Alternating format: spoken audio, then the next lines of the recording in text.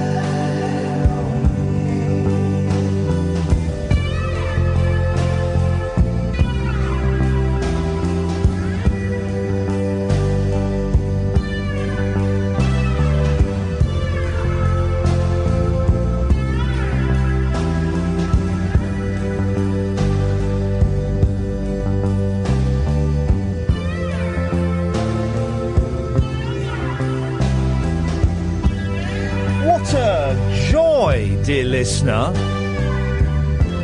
to start the show with a cheeky bit of Spiritualised.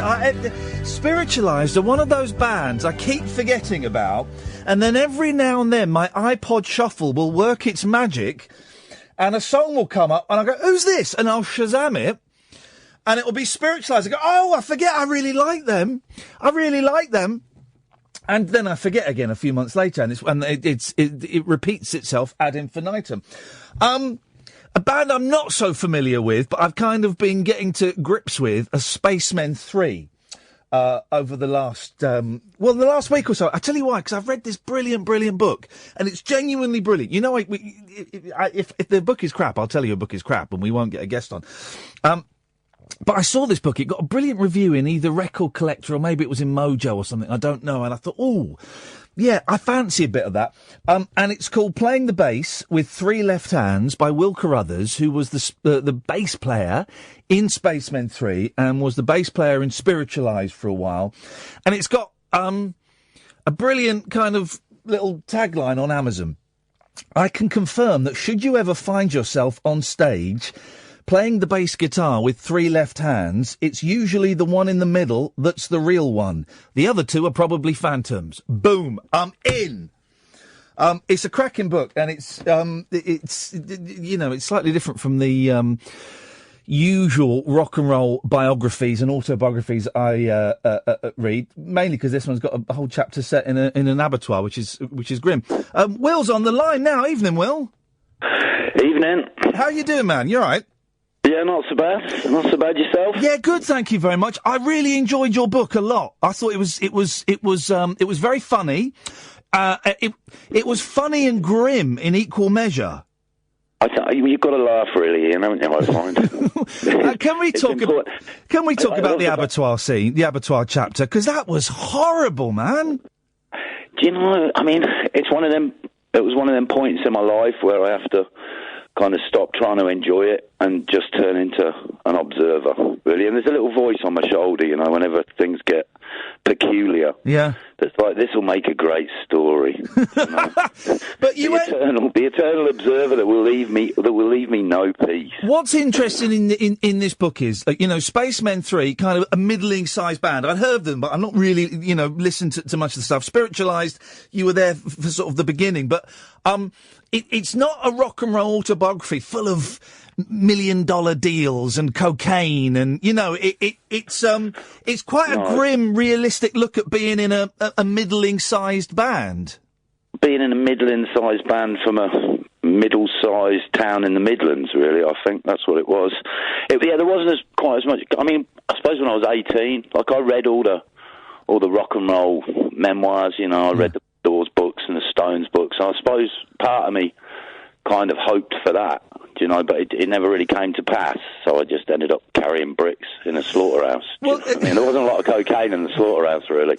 You wouldn't want to be doing that. There weren't many groupies. There weren't many groupies in the cafe.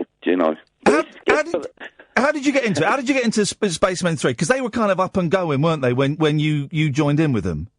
They were. I'm from Rugby. It's a small town in the Midlands, so we were all friends anyway. And for some unearthly reason, Spacemen 3 sprang from a small market town in the Midlands, which is the most unlikely place for a band like that to come from. So we were all mates, and we had similar interests, and we were all mates, and they just asked me to join. So my third gig, I played in a garage punk band, and we were all part of our little scene of peculiar individuals doing our little thing, trying to keep sane in the 80s Britain under the onslaught of whatever political crap was going on at the time. And, they just asked me to join. So my third gig was in Spacemen 3 with My Bloody Valentine supporting in London, and I was petrified, I just blundered into it, really. It was purely by accident, like the Slaughterhouse, like the whole book. The whole book is just me blundering into peculiar situations. It is. You're kind of like the Norman Wisdom of I feel like indie rock. Still. Spacemen 3. You're wisdom of psych rock. You're right. You all came from Rugby, which is not really what you'd expect to be a centre of psychedelic music, and yet Spacemen 3 had Pete Kember and Jason Pearson, both incredible, kind of talent, really. Yeah. I don't know why. Tell me why. I don't know. Yeah. maybe because it's absurd. I think that might be part of the reason why, because it's unlikely. And it's like it certainly wasn't New York in the late '60s or LA or I don't know, swinging '60s in London. It wasn't Carnaby Street. What I get from your book, I don't want to say I'm friends with Andy Partridge from XTC, but I've spent a few hours in his company, and he still lives in Swindon, which is where XTC came from, and he said that there was a lot of jealousy from all the other people in Swindon, the other bands and the pubs and the venues, when XTC became quite big, and Swindon became very jealous of them. And I get that with you guys in Rugby, that Rugby didn't, instead of celebrating, some success, and you did, you played all around the world, instead of celebrating that, they kind of looked at you with suspicious eyes.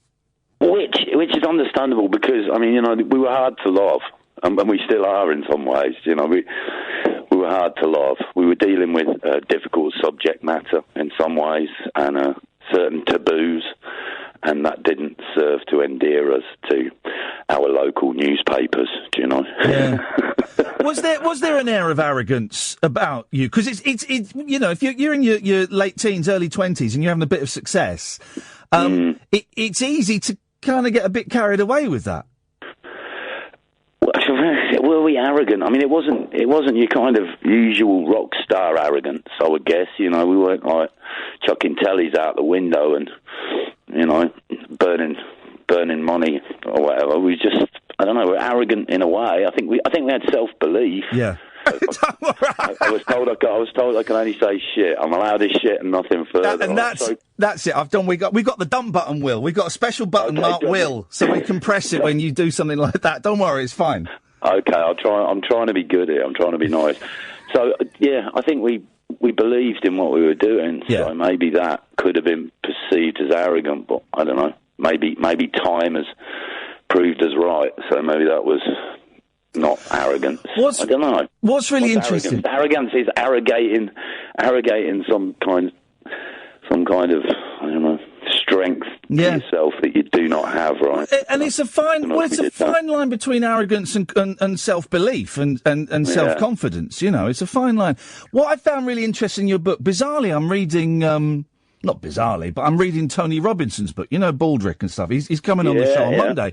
And his book's brilliant. And he talks a lot about his drug use in the 60s and the 70s. Yeah, I know. The second chapter, he goes tripping in Nigeria. It's really weird. What? I know. And he was a massive stoner in the 70s. But what I really enjoyed in your book, and I'm someone that's, has a past relationship with drugs and alcohol, but is you talk about drugs and you talk about, ecstasy and using heroin and stuff like that. But you're quite, particularly with the bit about the heroin, you're quite quick to downplay it and say, look, if you think this sounds glamorous, it wasn't. It was horrible. Yeah, I mean, I don't think there's many people with habits that would tell you that they're happy to have a habit. You know what I mean? And it was really difficult to talk about that stuff, to be honest. But to write a book about that band, certainly about Spacemen 3, who were very vocal in the songs and in the press about the drug use that we were involved in at the time. So to write a book and avoid those taboo subjects just seemed like it would have been absurd. So I met it head on, really, and I wrote it in Zagreb. I wrote the book in Zagreb, and the woman I was staying with had been a junkie, and there was a lot of junkies in Zagreb. Went through the... Will, stop it! I know, sorry. I mean, I know. So I went through the route. So I was talking to her about that. Yeah. At the same time as I was writing the book. And it just seemed to avoid it would have been a little bit cowardly on my part. But I really didn't want to talk about it. There's a bit in the book, and I'm like, I really wish I didn't have to talk about this stuff, because it's awful to talk about.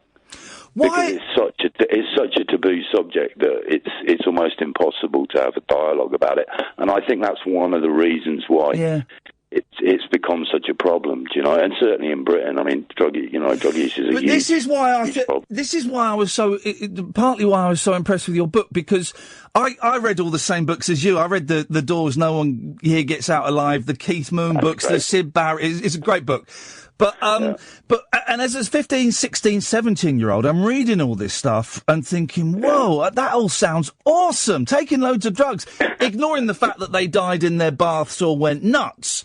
But I'm reading it going, oh yeah, that sounds brilliant. And, drugs are fun. Of course drugs are fun. That's why people do drugs, because they're fun. But for a lot of people, that fun doesn't last very, very long, and it becomes miserable. And I just thought it was really interesting the way that you captured kind of the misery and the repetitive boredom of it as well. I mean, being a junkie is probably the most boring thing in the world. Yeah. Right? I mean, the realities of... I mean, what did Nico... I mean, Nico was a famous junkie. She was just like, well, at least it gives me something to do. Yeah. It gives me... It was funny, though. I met John Cooper Clarke. I'm name dropping now. There's not much name dropping in the book, but I met John Cooper Clarke. Yes. John Cooper Clarke, the poet. And I met him, and I was having a chat with him backstage, and he was briefly romantically engaged. Yeah, with she Nico. moved to a council estate in Manchester, didn't she? Nico from the Velvet Underground. Where they were just doing loads of smack. Yeah. Two of them doing loads of smack. But I was trying to imagine Nico in a domestic situation. She's kind of this Teutonic goddess type. Yeah. So I said to him, I was like, John, I was like, you're just going out with Nico for a bit. I was like, I find it really hard to imagine her popping out to the shops for a pint of milk or whipping the Hoover around. and he started laughing. He was like, Nico, he said, she's a tidy lass-like, but no domestic goddess. which I thought was quite funny. Do you know what I mean? And yet again, you've got to get the laughs out of this grimness, and it's like even the Slaughterhouse. I think I even get a few laughs out of the Slaughterhouse. Oh yeah. You know? It's funny because people focus on the drugs in that book, but really the most dangerous thing I did in that book was the jobs. Yeah. Like I was working in a sheet metal factory in Birmingham. Oh God, that bit's horrible as well. People are taking their fingers off on a machine. Yeah. And it's funny how people follow the ladder. It might be just as dangerous as banging speedballs. Yeah, you're One absolutely thing's right. Yeah, has been very important, and the other thing's like a bit of fun. Yeah. And that's really interesting.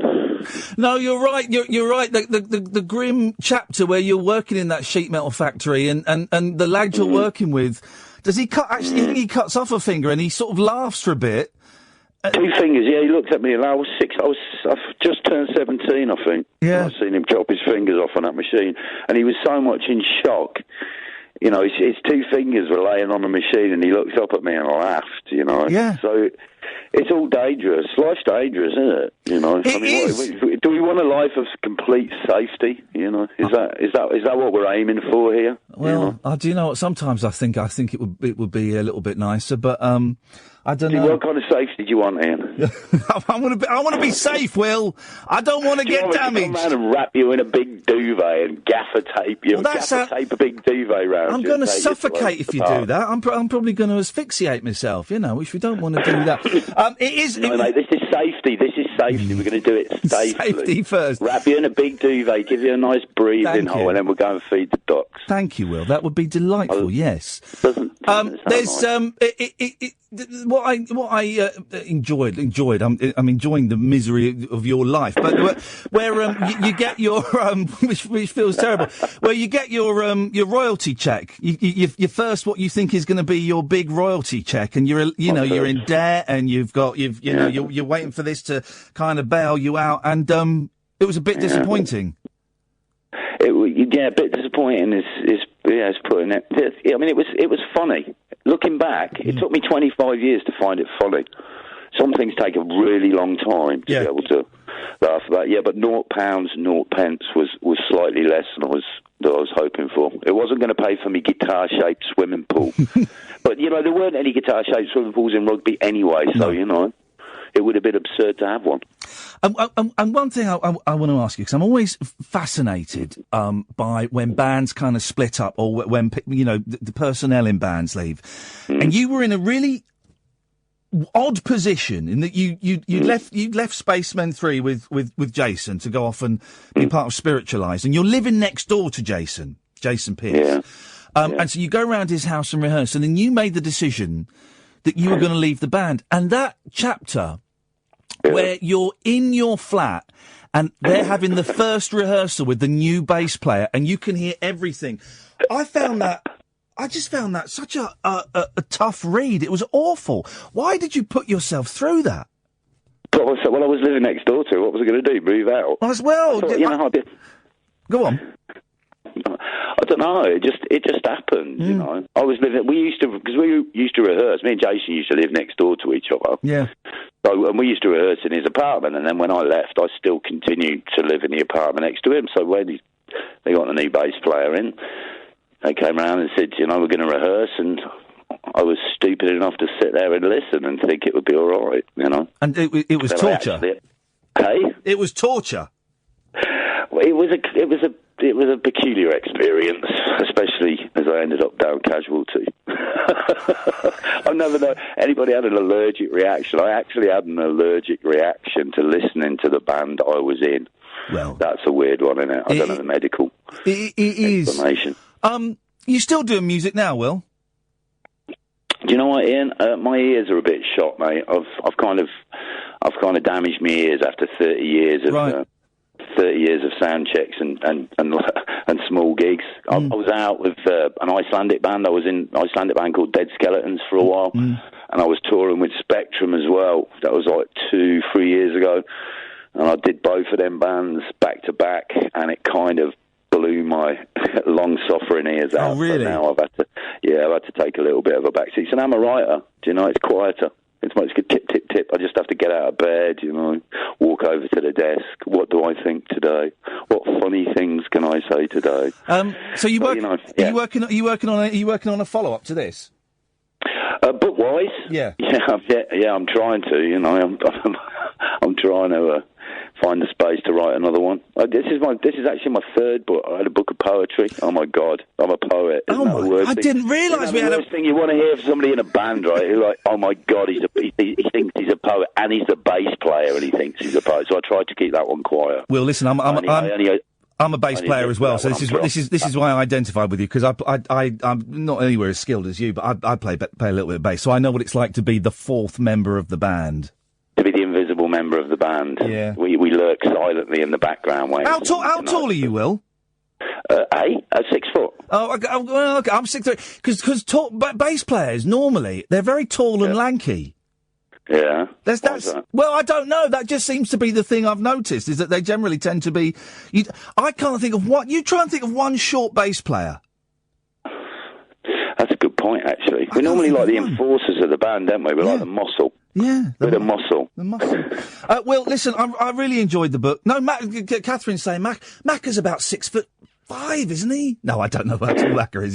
He's shrunk now. He's in his 70s. You get smaller. Will, I really enjoyed the book. Playing the bass with 3 left hands. I'm going to tweet the link again by Will Carruthers. It's a nice antidote. I've just been sent the Robbie Robertson autobiography from the band, and I'm going to enjoy that. Okay. But I imagine that is going to be fueled by cocaine and $1 million deals, and it was just really interesting to kind of read the other end of it, And you write with such honesty and such wit. I was chuckling and then cursing in the next page. It's a beautifully written book. So thanks for sharing it with us, Will. Ian, the best thing that anybody said to me about it, I met this woman and she said, I was reading your book and I was nearly sick in my own bathwater. which was the nicest thing that anybody said to me. And I was like, but she was laughing about it. Yeah. We could laugh about the fact that she was nearly sick in her own bathwater. Honestly, so, that abattoir chapter is just so unpleasant. It really is. And you were a vegetarian as well when you were working there. I was vegetarian, yeah. Oh, man alive. Well, nice to talk to you, and you hold the record for the most times I've had to push the dump button in an interview. So take that. Thank you, mate. I appreciate that. Will Carruthers, playing the bass with 3 left hands. Will Carruthers. I'll tweet the link. It's such a funny book, and it's he's not making any money from being in these kind of fairly successful bands, and he's having to sign on and do these awful jobs, and at one point he lives under a hedge, and I think we used the dump button was it 3 or 4 times there? Something like that. 0344 499 1000. I forgot to do this yesterday. We're giving away dead rock stars this evening and dead actors. Who do you want? Roll up, because they'll all be gone soon. 0344 499 1000. Late Nights with Iain Lee on Talk Radio. The radio show for people who know the best part of the day is the night. Late Night Iain Lee on Talk Radio. We have ways of making you talk. Oh, are we streaming on the Facebook page? What? I don't know what the Facebook page address is. Catherine's going to type it on my screen. It's facebook.com/ Talk Radio UK. And we're trying to stream the video on there. And just to break it up a little bit. Just a little, try something a little bit different, 0344 499 1000 is the telephone number, the terrible number. If you don't call in, we'll stop the stream. There we go. How's about them apples? So tonight, we're giving away, I meant to do this yesterday and I completely forgot. We are giving you the chance to own your very own dead rock star and dead movie star. And you get to own that person forever. For example, if you decided to own Marilyn Monroe, dead movie star, every time they showed a Marilyn Monroe movie on the TV, you could rightfully phone up ITV and say, you're showing a movie starring Marilyn Monroe. I own her. So I'd like 50 pence, please. Now, how far you get with that, I don't know. They may pay you outright. You might have to take them to court. But you would own Marilyn Monroe, if that's who you chose. Here's a startling confession, dear listener. 0344 499 1000. I've never seen a Marilyn Monroe film. I've seen a bit of one where they're on a ship. Lots of films in the 50s were set on ships, weren't they? Lots of them seem to be on ships, generally with stowaways. There were a lot of movie stars stowing away on ships. The Marx Brothers At least some of the Marx Brothers, not Zeppo. He wouldn't. He's too square. But the other three, wasn't there a fifth Marx Brother? Wasn't there? So, I like the Marx Brothers. So you got Zeppo, was the one that pretended to be Italian. They were actual brothers as well. They were all proper brothers. This is the thing. So there was Zeppo, who's the one that played the piano and then ding, did that. There was Harpo, hang, and there was Groucho. And boy, it took me years to realise his moustache is drawn on. His moustache is drawn on. And there was Zeppo, who was the boring one. Wasn't there a fifth Marx Brother? I'm pretty sure there was.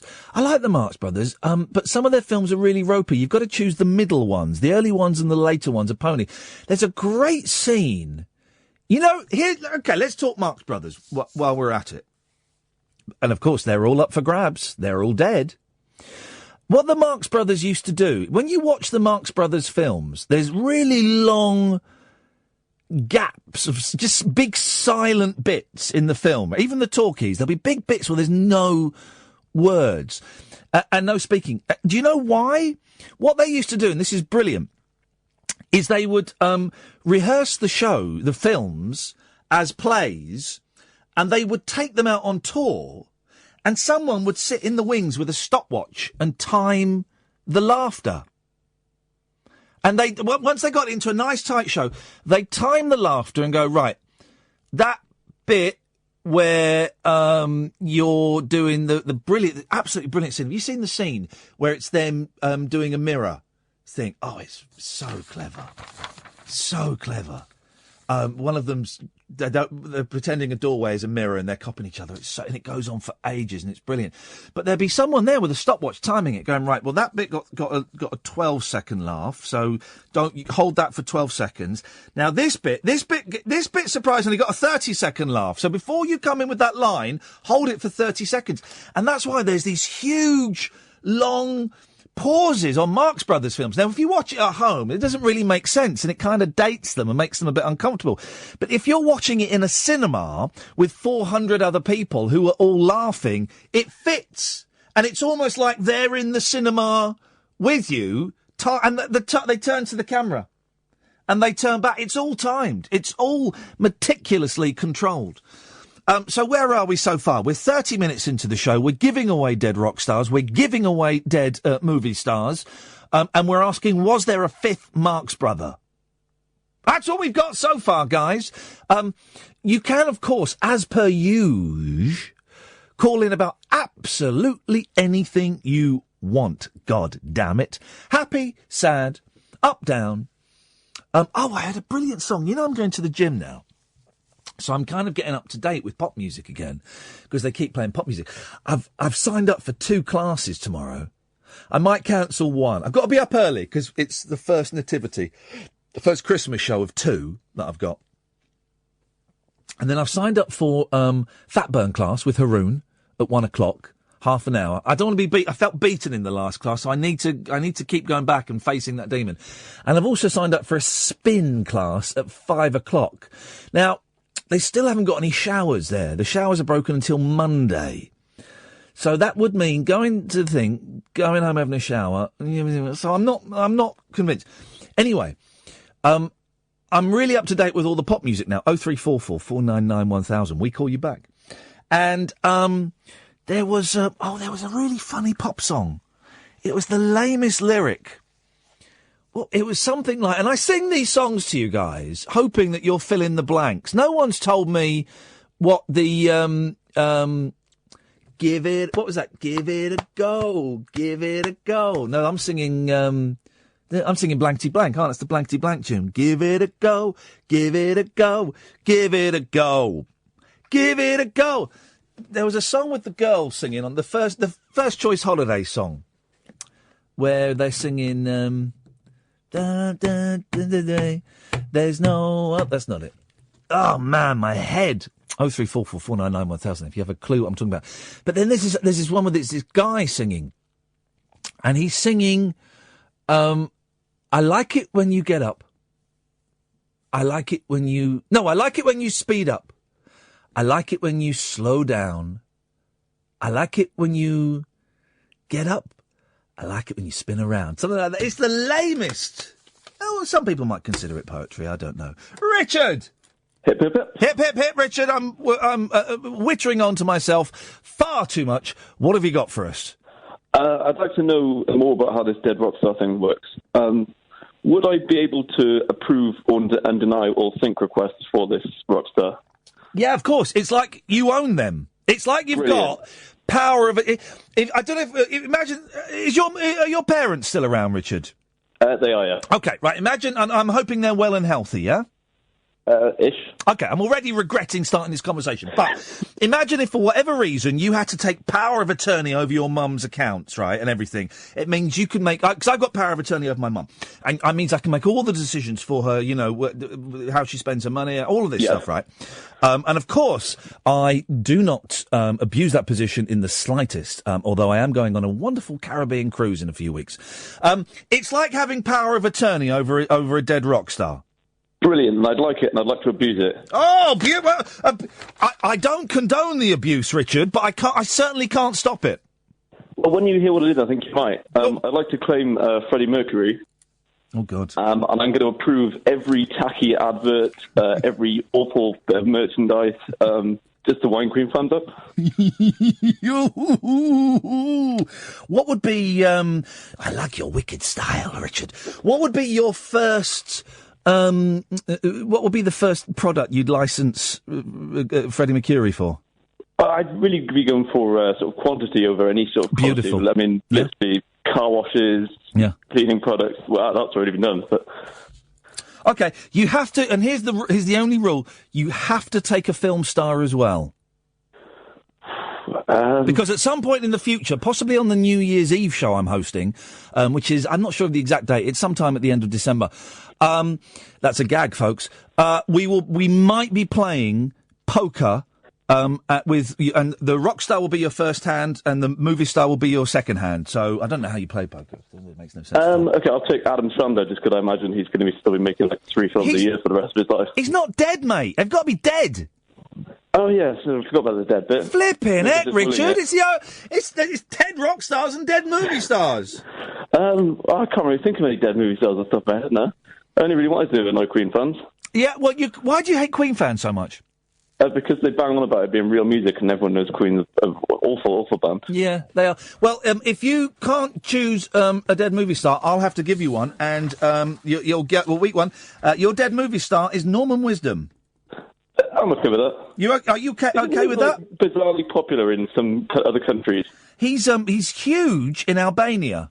Yeah, that's it. In the same way that Jerry Lewis is massive in France. And Jamiroquai is massive in Serbia.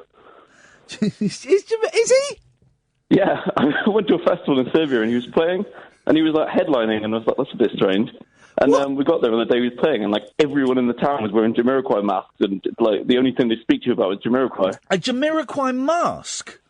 Yeah, they were all like printed like paper masks and stuff and they were all like dressed as Jamiroquai, and they were just really excited that Jamiroquai was Does he still wear this was only a few years ago. Does he still wear the horny hat? I don't know. I was elsewhere when he was playing.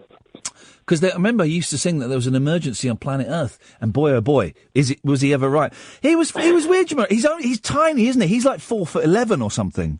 Yeah, he is. I think he uses a lot of like funny camera angles in his videos to hide it. But... Oh, he did that brilliant video where the whole room was moving around him, and he's just like there, body popping and stuff. Body popping. Oh, yeah, it looks like the floor's moving, doesn't it? But it's actually him. So the fact everyone knows about music videos. Now, hang on a minute. It looks like the floor's moving, but it's not him moving, isn't it? It's the walls and him moving. But the walls are on wheels. No, he's not. I thought he wasn't moving. I thought he was stationary. No, the floor's moving.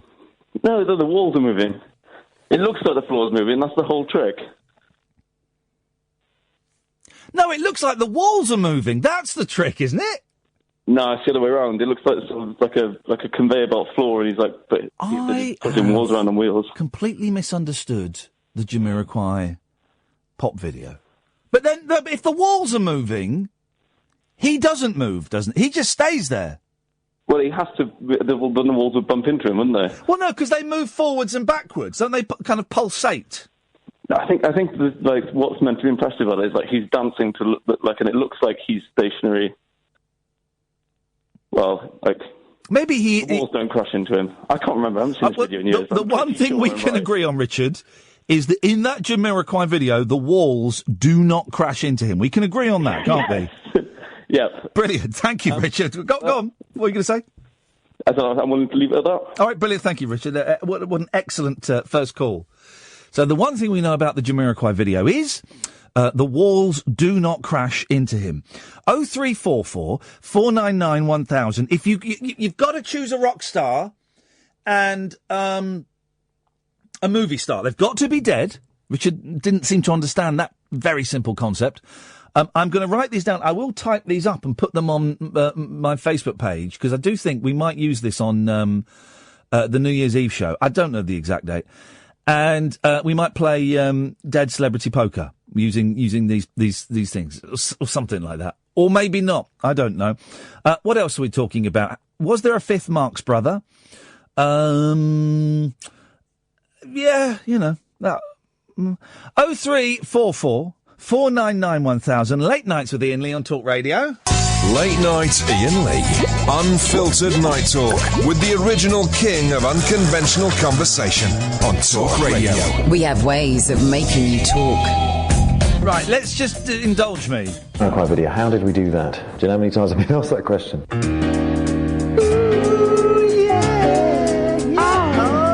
What we're living in. Let me tell you.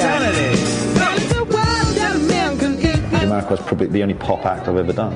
I had a stupid idea of exactly the same idea, but basically the set was going to be built on hydraulics and like everything in the set was going to be able to move independently of everything else. The production designer came back with an estimate figure for the build of that of like £280,000, which is like ridiculous. I can't remember what the whole video was in the end, but it was like 150 or something. So we couldn't do that.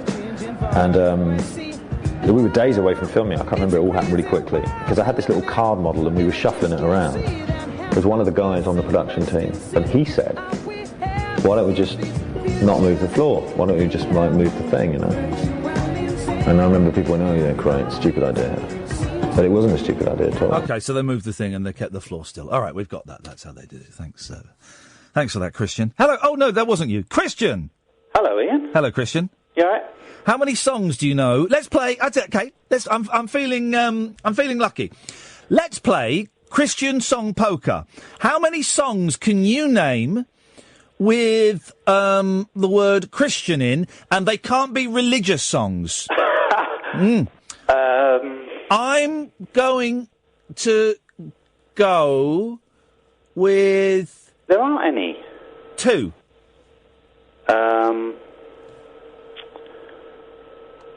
Yeah, you can have that. Really? I can't think of a single one. It's your name? Yeah, I know. And you I never sing songs. Do you sing songs containing Ian? Yes, I do. I do. Yes, I do, and I'd like to sing one of them to you now. Thanks. It's... But hang on, let me find it. You've never heard this song, and this is a great song. Let's have the Glenn Campbell version. Let's have... here we go. Listen to this. Listen to this. Here we go. Oh, it's an advert. Hang on. Here we go. Have a listen to this. Yeah. Christian, no. Christian, no. There's one. Okay. Yeah. I'll have to look these up, obviously. Yeah. And that's the only one I know. So actually, you won the game. I bust. Okay. I bust. I said I had 2. I couldn't think of a second one. I was hoping you'd come in with 3, and I'd say play it. But you didn't. You're a sly old dog when it comes to Christian song poker. I can honestly say that was my tactic now. Yeah, you can do, Christian. What have you got for us, boss? I called in when you said dead rock stars, and I thought I've got to call in before anybody else claims Prince, just because I'm a massive fan. Oh, beautiful. So you're not I'm jotting this down. These will go on my Facebook page at some point later on, and this is legally binding now, Christian. What will you do to respect and promote the legacy left by the pint-sized purple pervert Prince? Well, every time you describe him as things like that, I'll call up and say that's a bit rude, and you can't really. Fair play. No, I like it. It's like you're an old Italian woman sweeping the grave of her husband who died at 23, and she's not been able to marry again. That's what that's like. In real life, of course, there is a massive, loads of people are claiming all the money and who's getting this and who's. It's all a bit horrible at the moment. So it's yours.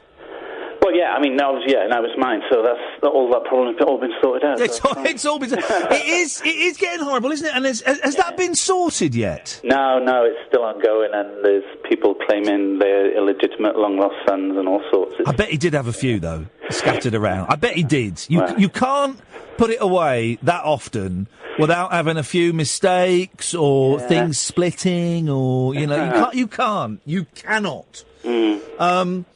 Okay, so you got Prince. You've got to claim a movie star as well. Yeah, I didn't know that when I first called, but now I've had a couple of minutes. I'm going to go Marlon Brando. Oh, mate! Yeah. That is not a bad double, is it? That is not a bad double. Marlon Brando and Prince sitting in a tree. Kissing. Okay. Yeah, but that is a very strong hand. Prince up against Freddie Mercury, it would be tough. But then if Richard would then play his Norman Wisdom and you play your Marlon Brando, I think you'd probably have that hand. I think I'm all right there. Christian, thank you, mate. No problem. Cheers. Bye bye. If you know any songs that have the word Christian in, that aren't holy, then please do tell someone. George! Let's try again. George! Hello. Oh. Can you hear me? Oh my god, my phone's gone all haywire. What the hell is going on with your phone? Is it your phone or is it your head? Oh, it's like I'm talking through a jellyfish. Hang on a second. Let me find. Sometimes if I switch, if I put you there, is that any better? Oh gosh, no. No, it's not. Oh, how embarrassing. I'm so sorry I've spoilt your radio. You have actually, yeah. No, you have. I'll be honest, George, you have spoilt the radio, yeah. Oh, I'm so sorry. Oh, no. Right, I'm standing up. Can you hear me okay? Pardon? You can hear me okay, yeah? Huh? No, you can't, can you? This is a jet. Oh, Lord. I've ended up at the receiving end of a bad... Well, if you can hear me and you haven't hung up, then it seems like... Call him back. Call him back. 0344 499 1000. Who thought that... Who'd ever thought that we could have fun on a late-night phone-in show, huh, LBC? Are you listening? No, you're not. You're talking about bloody Brexit again. You muppets. Stop talking about Brexit. It's boring. It's boring. George is back. George. I'm so sorry. I really didn't mean to do that. It was all going wrong. You've called in about Brexit, George. What do you think about Dave Davis from the Kinks saying that we might actually end up paying money into the European Union? It kind of goes against what a lot of people voted for. I know you're a Brexiteer, George. How do you feel about that? Oh, well, you know what? It doesn't bother me in the slightest, really. I'm all the money I earn... I feel like I don't really earn it. I may as well spend it, eh? Get it out there, goes to Europe, goes to America, goes to Russia, China. Huh? Hey, why not? Let them enjoy it. Everyone, I was listening to, I was listening to quite a bit of Paul Ross today. He was good. He had not Dr. David Kelly, Matthew Kelly. That was it. He had Matthew Kelly on. Oh, yeah. Today. I remember him. Yeah, he was good, Matthew Kelly. And we were going to get him on the show. Great beard. Yeah, he doesn't. I don't think he has the beard now. He's not had the beard for a long time. He's good, Matthew Kelly. But then I flicked over when the adverts came on. I flicked over to listen to somebody else on another station, and they were, you know, that the £5 note has got meat byproducts in. Right, and you, George, you're a sensitive soul. You could understand how some people could be offended by that. I'm also a historian, and it has all sorts. You know, they say history repeats itself. History repeats Have you ever heard of the Indian Mutiny? When the Britain turned up in India, obviously we colonised it, and then we had all these Indian troops in the army, and we had the rumour went round that the bullets that in the old days you have to bite the top of the cartridge off, you'd sort of pour the powder down, spit the bullet in, and they would say that the bullet casings had pork products in, or it was greased with pork, and that wasn't true. And that was that sort of or one of the indicating factors of the Indian Mutiny. And I've heard today that there are pork products in the banknotes. I've also heard there aren't. That's what I think the Scottish. Anyway, the host, I've got no idea what you're talking about. The host was getting really angry with people who were upset that there was meat products in there, and he told everyone to grow up, but some people don't like meat products. Also, I think the last thing you need to worry about is what's in the note compared to what the hell was the last thing in the person's hands that gave you that note. Oh, God. They always say, you know, it's like if you have a peanut out of a bowl in a bar, it's covered in 99% something else, isn't it? But actually, I generally phoned up with a reason. Can I, George, just stay there for a second. Okay. Catherine, can we get Christian back on the line? The guy that owns Marlon Brando and Prince. I need to have a word with him because some information, George, has made its way to me. And you will not believe what several people have just told me on Twitter. Oh, my Lord. About Christian. Hang on a second. You stay there, George. You can chip into this because we're going to destroy him now. Christian! Yeah. Buddy! Prince fan, huh? Yeah. Yeah. And we were playing, Christian poker, yeah? Yeah. What are the rules of Christian poker? Oh, for goodness sake, I've just thought of a song. Do you mean the Prince song? Annie Christian? There's a Prince song that's got Christian! Annie Christian won it. This is Prince! Yeah, all right. It's Prince singing Annie Christian! I know. Oh, man. I tell you, no. I tell you what we're going to do. Don't worry. You're going to keep Prince. Thanks. Yeah, you're going to keep Prince. But we're going to give you what's a rubbish dead film star, George, that we're going to take Marlon Brando away, and we're going to give him a rubbish film star, George. Can you think of any? No. Prince wasn't very good in films, and he's dead, but he was a film star. Hey, I'll tell you what. There we go. Yeah, we got the double whammy. You got two Princes. All right. Christian, you got two Princes. Fair enough. And that'll teach you to come on here claiming to be someone's biggest fan, and then not knowing they sang a song that had the word Christian in the title when we're playing Christian poker. I was under pressure. Thank you very much indeed. Queen. George. Hi. What did you call him for? I've got a friend, still, would you believe, and he used to go out with a girl whose father was the man who got the MTV Music Award for, I think it was directing or being, he was some way involved in like the visual direction or something for that music video where Jamiroquai with his hat on was all grooving about on the floor. Oh, I've just played an audio clip of that of a gentleman. So hang on a minute. Give me the. How do you know Jamiroquai? Because I have a friend. Yes. Who was going out with a girl. Friend. Whose dad. Directed the video.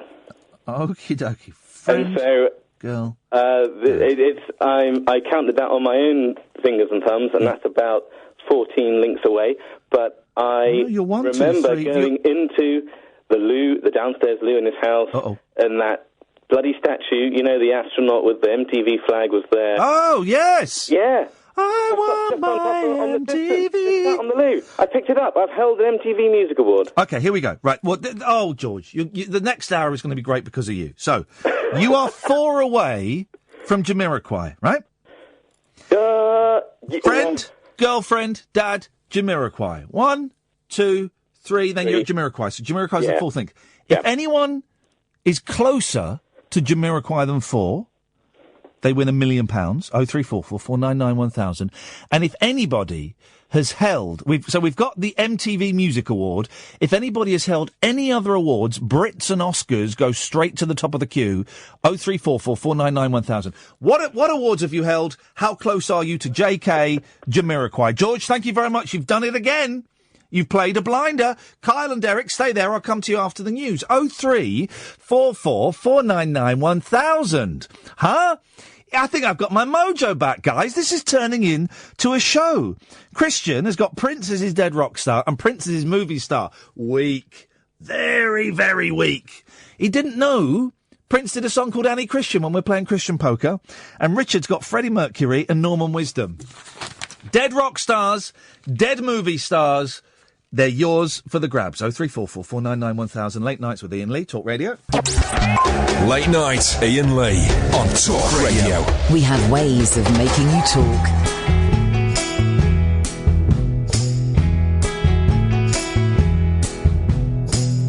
I'm so glad that I got her to think of. She's fine as any Valentine.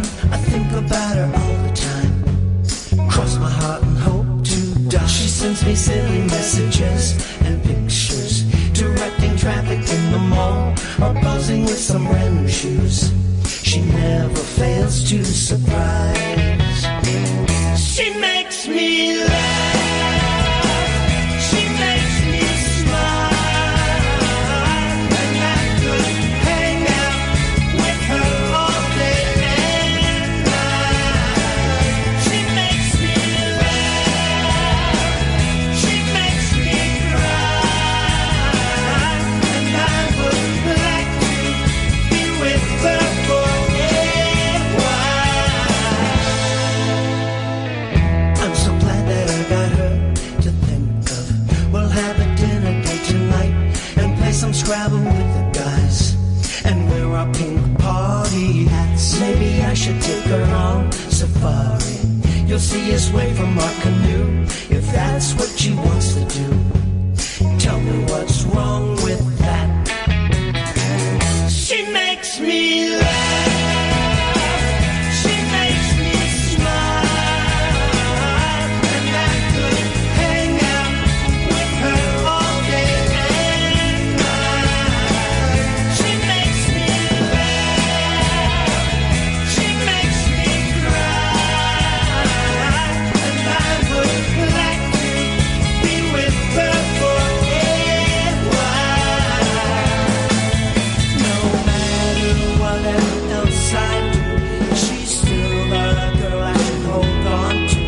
No matter whatever else I do, she's still the girl I should hold on to. No matter whatever else I do, she's still the girl. She makes me laugh. She makes me smile. And I could hang out with her all day and night.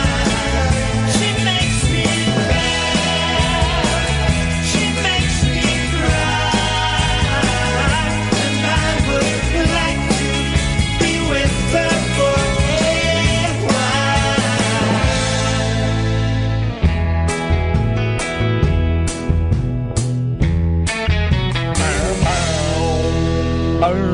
That's enough of that. Oh gosh, there's loads of calls. 0344 499 1000 is the telephone number if you want to give us a call. We're giving away dead rock stars and dead movie stars. There's still a lot out there. 3 have gone, but there must be tens more dead rock stars and movie stars. There must be. Richard so far has Freddie Mercury and Norman Wisdom. Christian has Prince and Prince. Only because he's stupid. He could have had Prince and Marlon Brando, but he blew it. He could have been a contender, but he blew it. That's a Marlon Brando quote. That's why I said it, and I said it second because I only remembered it as I finished the first thing. So I'm clever, but I'm not that clever. 0344 499 1000. We're still trying to work out how many Marx Brothers there were as well. And I've got to be honest, ladies, you're really letting the side down. It's all sad, geeky, pathetic, lonely old men phoning in this evening. No girls, no ladies, no sparkles, no sunshine, no rainbows calling in. It's all blokes. It's all blokes like Kyle. I'm not old. Yes, you are. Well, you may not be. No, you're not old. That you're right, and that's unfair of me. But you sound old. Oh. Everything else is pretty spot on, wasn't it? Yeah, yes, I thought. It's funny. Some nights we get lots of ladies calling in, and some nights we don't get enough ladies calling in. I don't know why they're not calling in. I'm feeling sexy. No. Can you get tablets for it? Does it come over the counter? Well, if I take enough of them, it does. Hey! Yeah! Isn't it funny, Catherine? I can actually hear you when you scream in that high-pitched, angry way. I can hear you. It's not your joke. You didn't write that joke. Other punchlines to jokes. No, use your finger like everyone else. Work it out with a pencil. And those are the only jokes I know. Now, what have you called in for, Carl? Do you know the fifth Marx Brother? Do you want a dead rock star and a dead movie star? Or are you closer to Jamiroquai than Thor? No, well, I rang in for the dead, for the rock star film star. Yep. However, I did used to work with a bloke when I worked for WH Smith. The security guard was an absolute dead ringer for Jamiroquai and used to double up for him and stuff.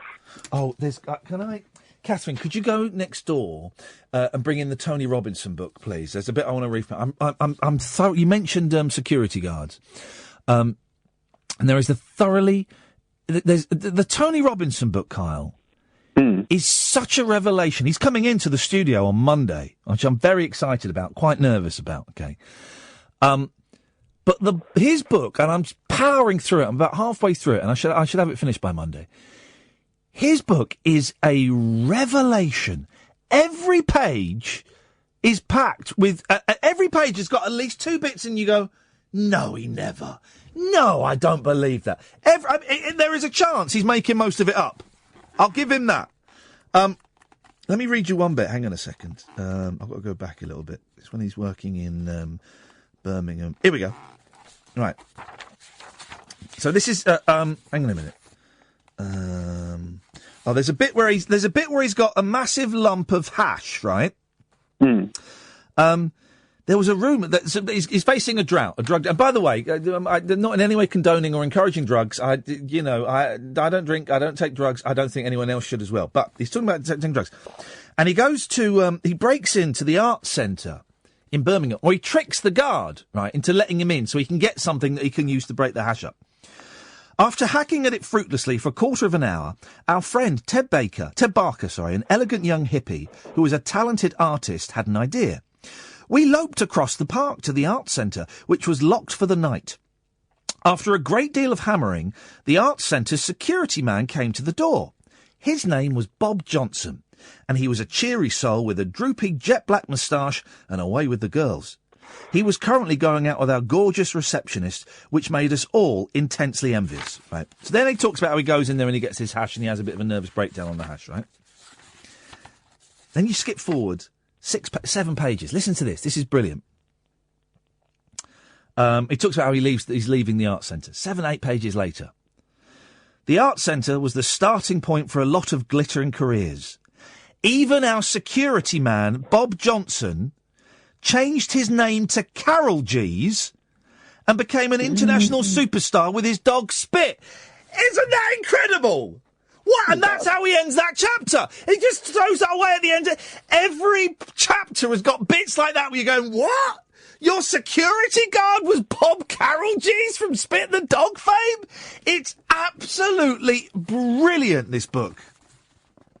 I see. Now I need to put it on my Christmas list. Oh, honestly, and I'm not towing. I don't need to toe the line. If the book was pony, I'd tell you, it is. It's so good. I've written down a list of people. I'm writing a list of people that he's worked with, like Miriam Margolyes and Steve Marriott, and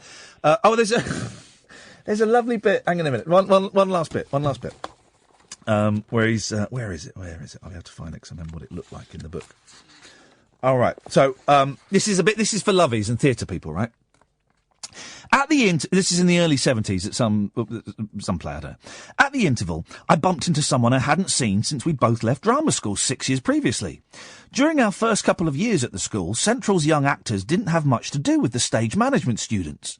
While we were pretending to be animals, they were busy learning about fuses, amplifiers, and how to make props as cheaply as possible. It was different in the third year.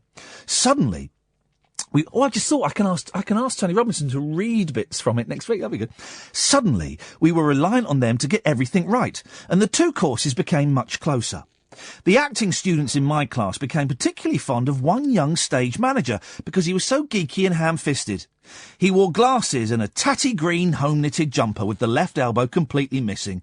"Oh, Cameron," we'd chorus when he made yet another mistake. But he wasn't wearing an old jumper when I saw him that night at the Theatre Royal. He was dressed in an elegantly tailored dinner jacket and a black bow tie. An amazing transformation. "Hi, mate," I said. "Nice to see you. Involved in the show?" "I am," he replied. "Assistant stage manager?" "No." "DSM?" "No." "Not company manager?" "I own the show," he replied. "Blimey! If tubby little Cameron McIntosh was now a theatre producer, I'd completely lost touch with who was in the theatre." It's brilliant! It's just packed full of bits like that. It's such a good book. I love it. I wish someone had bought it for me for Christmas instead of me getting a freebie. Anyway, Carl, Dead Rock Stars. Yes, come on now, focus. Dead Rock Stars, right. So, it's got to be, no question, George Harrison. Ooh, yeah, you got him with the Beatle. Okay, you don't want Lennon? Nope. Harrison. I can't take. I tell you, I'm going to play. Hang on a minute. I need. Ed, can you open your microphone, please? Can you play when say play? Can you sing like a sexy bit of music?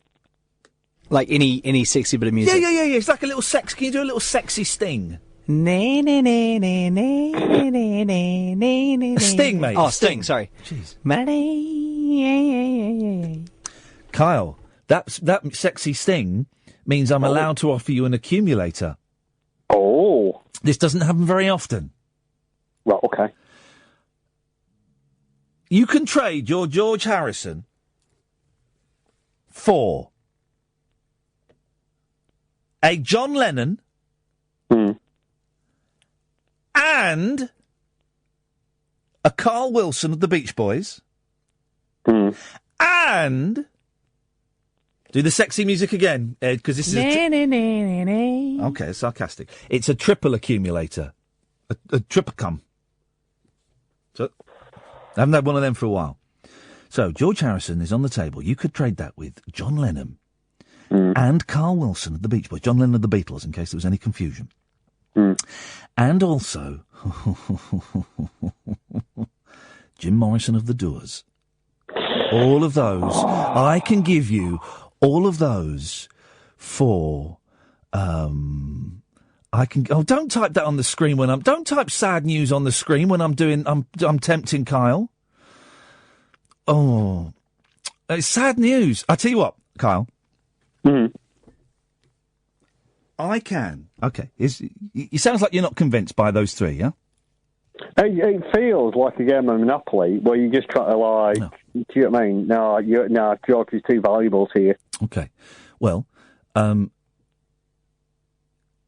do you want those three? Jim Morrison, Carl Wilson, and John Lennon for your George Harrison. Your one tiny little George Harrison. And I would also throw in, before you say no. Okay. I would also throw in a wild card, a joker card, a blind card. Which I will not reveal until after the event. So that's it could be Pony. Huh? It could be Pony. It could be. It might not be. No, you're desperate, Keith. You're desperate for me to give up George, so I'm not doing it. Okay, you've turned down. Are you ready to hear what you've turned down? Sexy music, please. That's right enough. You've turned down John Lennon of the Beatles, Carl Wilson of the Beach Boys, Jim Morrison of the Doors, and I hate to break it to you this way, guys, ladies and gentlemen, Andrew Sachs has just passed away, and I was going to give Andrew Sachs away. Yeah, but he's not. What? Hang on, we're doing the music bit now. No, I know, but he's the wild card. I didn't know any other way to break it to you guys. Andrew Sachs has just died. Well, that was one of my film things because somebody just messaged me while I was on hold for you, and I was considering playing that, but I thought that was disrespectful. Well, now I feel like I've been disrespectful. It's Jonathan Ross and the hippie man all over again. No, that is sad. Andrew Sachs, is he just of anything in particular, of old age? He was very, very old, wasn't he, Andrew Sachs, in his 80s? He was 86, was he? Flipping heck. Oh, I feel mean now that I've said that about Andrew Sachs. We'll delete that bit from our memories. That never happened. But, sad news, Andrew Sachs has just passed away, which is kind of sad. Now, Andrew Sachs, right, as well as being Manuel, have I got this right? That he was also one of the voices in Monkey Magic? Oh, I don't know that. I'm pretty convinced. He wasn't Monkey. Oh, Pixie. It wasn't Sandy. He might have been Pigsy in Monkey Magic.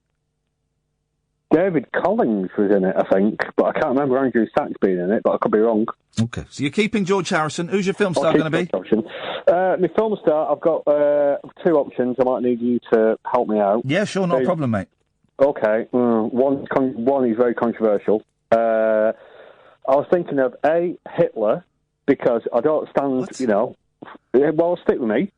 I don't agree with anything that he did, but it would, I would on the copyright, so it would stop Jonathan using it. That's one. Right. Or the other one, and I thought you'd like this, bizarrely, Wilfred Bramble. Yeah, you can have him. Right, I can't, I'm not allowing Hitler. Okay.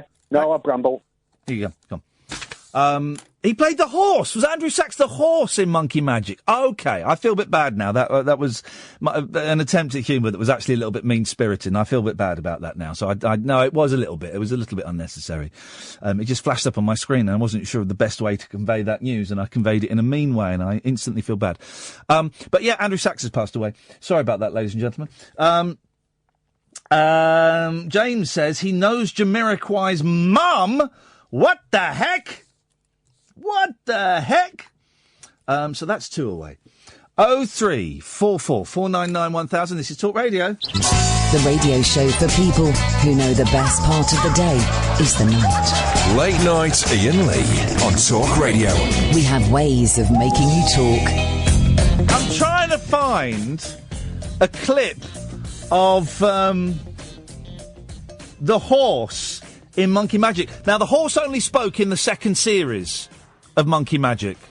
And I'm trying to find a clip. I wonder if this is. This is a clip of Monkey Magic. I don't know if this has got the horse talking, because that would have been the voice of Andrew Sachs. You have to take the test, you know. Oh, the demon said we didn't have to take any tests. You ought to listen to what's going on. Oh. You are not listening to the king's decree.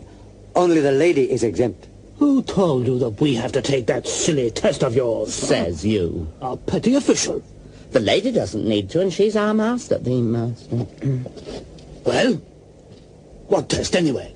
Anything you want. Please yourself. Unless you do it, you can't come in. It settles your status and how you are treated as our guests. Your guests? I see. Practical. Just do a trick or two. I was worried. Yes. I thought they'd ask us to write something. We'll do it. All right. Your test first.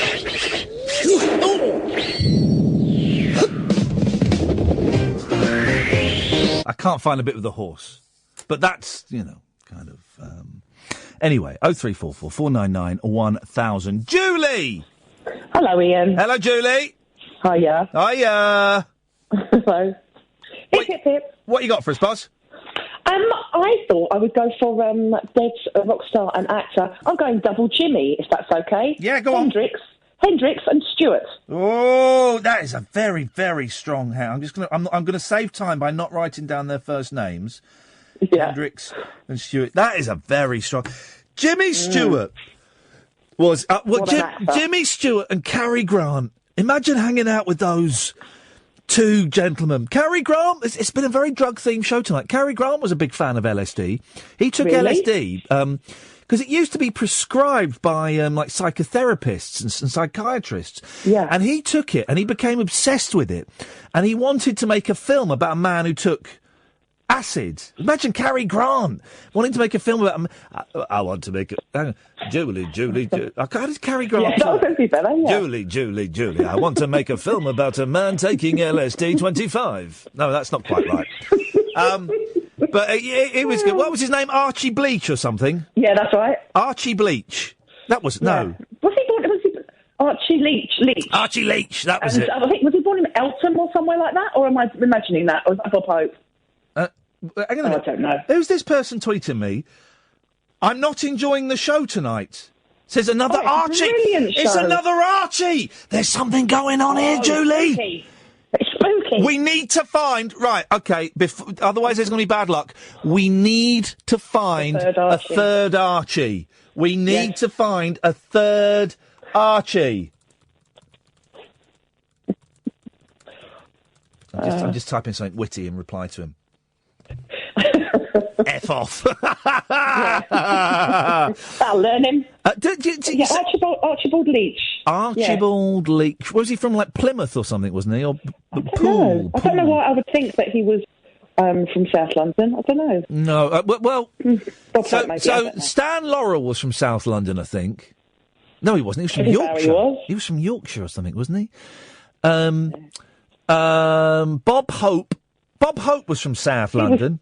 He was Eltham, I think. Bob Hope, David Bowie, Bromley, but I don't know. I don't know why I thought that. But yes, double Jimmy. I think that was a good call. And then my mind started kind of wandering, thinking, actors. And I thought, no, it's got to be film stars, not actors. I think. Yeah, otherwise, you're right. It opens up too much. It's a strong old hand. That's going to serve you well in future battles, young lady. Good. That will serve you well. Good. Thank you, Julie. Thank you. Oh, you don't know how many Marx Brothers there were, do you? No, but I think you forgot Harpo. Chico, Harpo. I got Harpo. I got four. I thought that. Chico? I got Chico. I thought there was I'm sure there's a fifth Marx Brother. I'm sure there is. But I couldn't think of one. All right, thank you, Julie. 0344 499 1000 is the telephone number.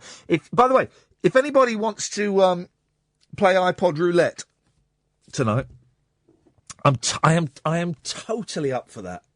I haven't got my iPod with me, but I can just pick songs at random. No. I can do it on my computer. Now, my computer is not as well programmed when it comes to tunes. No, Catherine, this is a man's game. This is when I say man, I mean grown-ups. Okay? Catherine's typing on the screen. I've got my iPod. Well, yeah, I know, but well, you're okay. No, that one is a good one. I'll give you that. But no, still you're still on beginners class. This is this bad boy here. I'm showing. If you're watching on Facebook Live, I'm showing you a computer. Showing you on computer. If you want to have a game of iPod roulette, then baby, I'm your man. I was driving in on the way in. Every tune. Boom, hit, boom, hit, boom, hit. They were all hits. There were not one bad tune amongst them. Admittedly, I'll be using it from a different source, but sometimes the gods are on your side. Jonathan. Hello. Hey, Jonathan. Yeah, that was a bit sad about Andrew Sachs. It was a bit sad. I liked him a lot. He was very funny. Well... he was very funny. As Manuel. He was good as Manuel. I'm trying to think what other things, apart from Monkey Magic, what other things he's been in. There'll be loads and loads of things, but they're just not springing to mind immediately. He was in a documentary about 10 years ago. About Manuel? No, about Adolf Hitler. Oh, for goodness sakes. Wow, you really pulled that one out of the bag. Yeah, he was. It was a reconstruction of an interview an American psychologist had with the Hitler family doctor. Oh, God. And he played the family doctor. Right, okay. And was that... Did you find that funny? No. No? But it was informative. Okay, so funny and informative. Yeah. Okay, now this makes sense. I've got two people telling me that the fifth Marx brother was Gummo. That rings a bell with me. That rings a bell. Not ringing a bell with you, Jonathan, or opening up a conversation. It could be Simon Marks, the LBC Washington correspondent.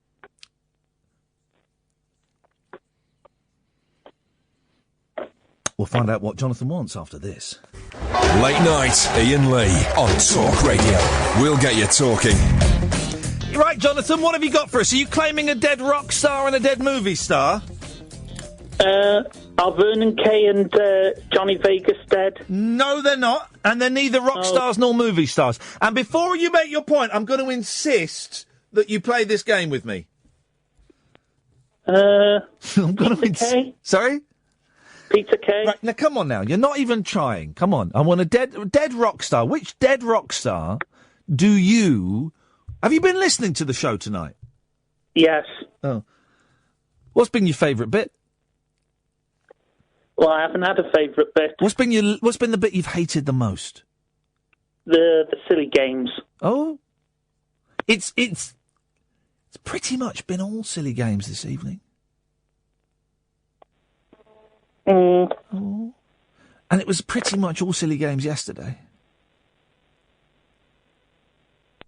He's gone. Call him back. I suspect that was an accident because the line went funny. I suspect that was an accident. We are asking, is there a fifth Marx brother? I think you're right, Gummo. But he wasn't in any of the films. Was Gummo... If he wasn't in the films, was he part of the stage show then? Did he do the stage shows? How close are you to Jamiroquai? We've got my friend James in America who knows JK's mom. I don't know why I'm saying that. He's British. And we're giving away dead rock stars and dead film stars. Let me explain what that means, because I think maybe Jonathan was a little bit daunted by that. Yeah, it's nothing to worry about. You claim a dead rock star and you claim a dead movie star. You own them. They're yours. You are well within your rights to... I mean, supposing... who have we got here? All right, so Julie's got Jimmy Stewart. He was in It's a Wonderful Life, yeah? He's in It's a Wonderful Life.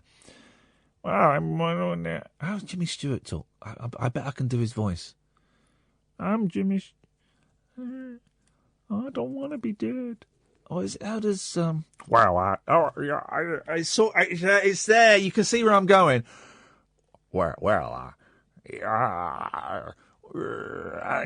Jonathan? Hello? Yeah, how does Jimmy Stewart talk? Well, I don't know. I've only watched two of his films. Which two? The Christmas one. I forget the name of it now. It's a Wonderful Life. Did that make you feel blessed to be alive?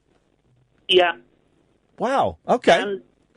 And Mr. Smith Goes to Washington. Well, I don't want. I just can't feel it in my throat where it's supposed to be. I'll have a listen. You sound like you're selling car insurance. Well, would you like to buy my car insurance? It's in the right area, isn't it? I need to listen during the break. I'll play a little bit of Jimmy Stewart during the break, and I'll get it. Jonathan, I'm going to make you play my silly game before you make your point. Okay, that's the deal. Name a dead rock star that you would like to have complete and utter ownership over. Come on. Can't think of any. Come on. I'm not a music guy. No, I know. Did you cry when you watched It's a Wonderful Life? No, but I did enjoy it. Yeah, oh, that's good. Are you looking forward to Christmas? Yes. I'll tell you what, Jonathan. Why? What's happening at Christmas that you're looking forward to? I'm actually looking forward to this one-off special of Outnumbered. Gosh. I'll tell you what, Jonathan. This will annoy a lot of people. Do you want David Bowie? Pardon? Do you want David Bowie? What do you mean, want David Bowie? Do you want David Bowie? I think Hideo Kojima is ahead of me in the queue. Right. No, because we're giving away dead rock stars. Do you want to own David Bowie? No, what do you think I am, a Southern plantation owner? No, what's an earthy... For goodness sakes. No, he's not your slave. He can't be your slave. He's dead. Yes, well, what would I want a dead slave for? He's not going to be your slave. You're going to own him. You're going to own him. Jonathan, if you want to make the point that you've called in to make, I'm more than happy to listen to it, but I'm insisting, Jonathan, that you play this game. I tell you what, to make it, hang on a minute. Let's stop getting ahead of ourselves. To make it a little bit more fun, I am going to... Oh, hang on a second. They've cancelled Brexit. No. Oh, let's... here we go. Bit of fun music, OK? Right, Jonathan. Do you want to own David Bowie? No. Do you want to own David Jones? I don't want to own anyone. You have to. You have to own a dead rock star and a dead movie star if you want to make the point you called in to make. Why would I want to own anyone? Because we're giving them away. But they're not yours to give away. They're free. You're disrespecting the families. But you will take these people on board. He's murdered me there. You will take these people on board and make sure that their names aren't besmirched anymore. Well, why would you want me to do that? Because I think you'd be good at looking after David Bowie. Really? Yes, I think you'd do a really good job of it. I don't want the legal hassle. There's no legal hassle, I promise you. This is not a legal minefield. You can own David Bowie. No. Elvis Presley. No. What? Oh, God, flipping heck. Bruce Lee. No, he's not a rock star. No, he's a movie star. He has not been listening to the show at all, has he? You get a dead rock star and a dead movie star. Right. What dead movie star would you like? Trying to think now. Yeah. I'll play some fun music while you're thinking.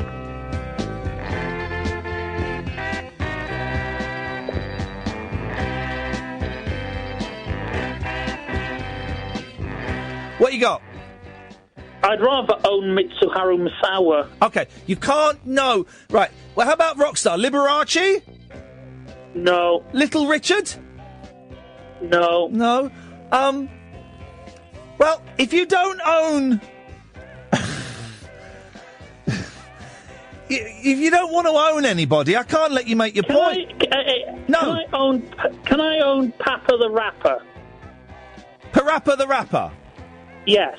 But he's not... Is he dead? Well, does it matter? Yes, they've got to be dead! But it's not...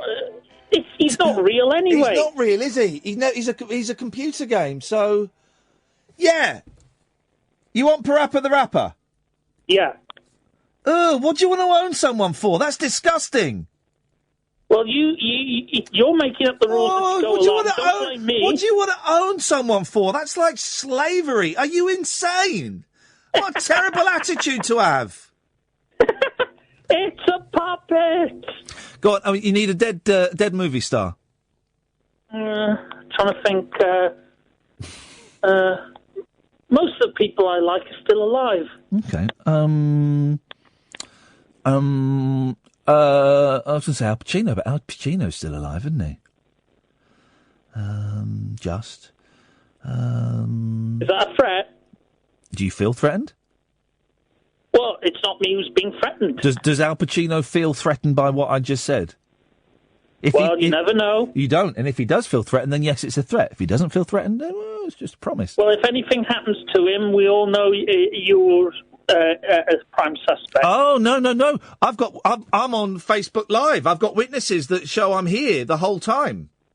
I meant in the future. Oh, time travel murder is it now? Clever. No, you So if he dies... Here we go, Jonathan. So if Al Pacino dies in the future, well, then we all know that you did it, because you just made a threat to go into the future and kill him. You make me want to puke. No, that was you. I didn't threaten him. No, you threatened him in the future. I threatened him now. You threatened him in the future. No, I didn't. You're going to kill him in the future. That's what you meant. You just said that. I don't know when he's going to die, but suddenly you know he's going to die in the future. Well, how do you know that? If he hasn't, by your hand. If he hasn't died yet, Jonathan, how do you know when he's going to die? It's a bit weird, isn't it? Because you just threatened Al Pacino on live radio. I threatened him now. Is he dead now? No, he's still alive. You just said he was going to die. You just said he was going to die in the future. Very specific, Jonathan. Very specific. Really? Isn't it? I was talking about you, not me. Exactly! Jonathan, we haven't got time to hear your point. So Jonathan's dead rock star is Parappa the Rapper, and his dead movie star is Al Pacino, who he's going to kill in the future. Late night Iain Lee. Unfiltered Night Talk with the original king of unconventional conversation on Talk Radio. We have ways of making you talk. I'd love a cup of tea. Hey! Hey! Hey! Ya! Ho! Hey! Ya! Ho! Hey! Ya! Ho! Hey! Ya! Ho! Hey! Ya! Ho! Hey! Ya! Ho! You can watch the show this evening. We're experimenting by facebook.com/Talk Radio UK. Thank you, Ed. Ed, come round here. Come on. Hi. Come here. Look. This is Ed. Hi. This is Ed. Now get out of my All right. studio. Get out! Can I come back for your tea? Bring the tea in when you've made it, and then get out again. So get out, come back in, and get out again. That's how I like it. Look, remind me to stay off Twitter. That's what I need to do. Oh, dearie me. Let's go to Ty. Evening, Ty. Evening, Mr. Lee. Hip, hip, hip. Hip, hip, hip, man. How are you? All right, thank you. Yeah, you still on the... Are you still faking it well?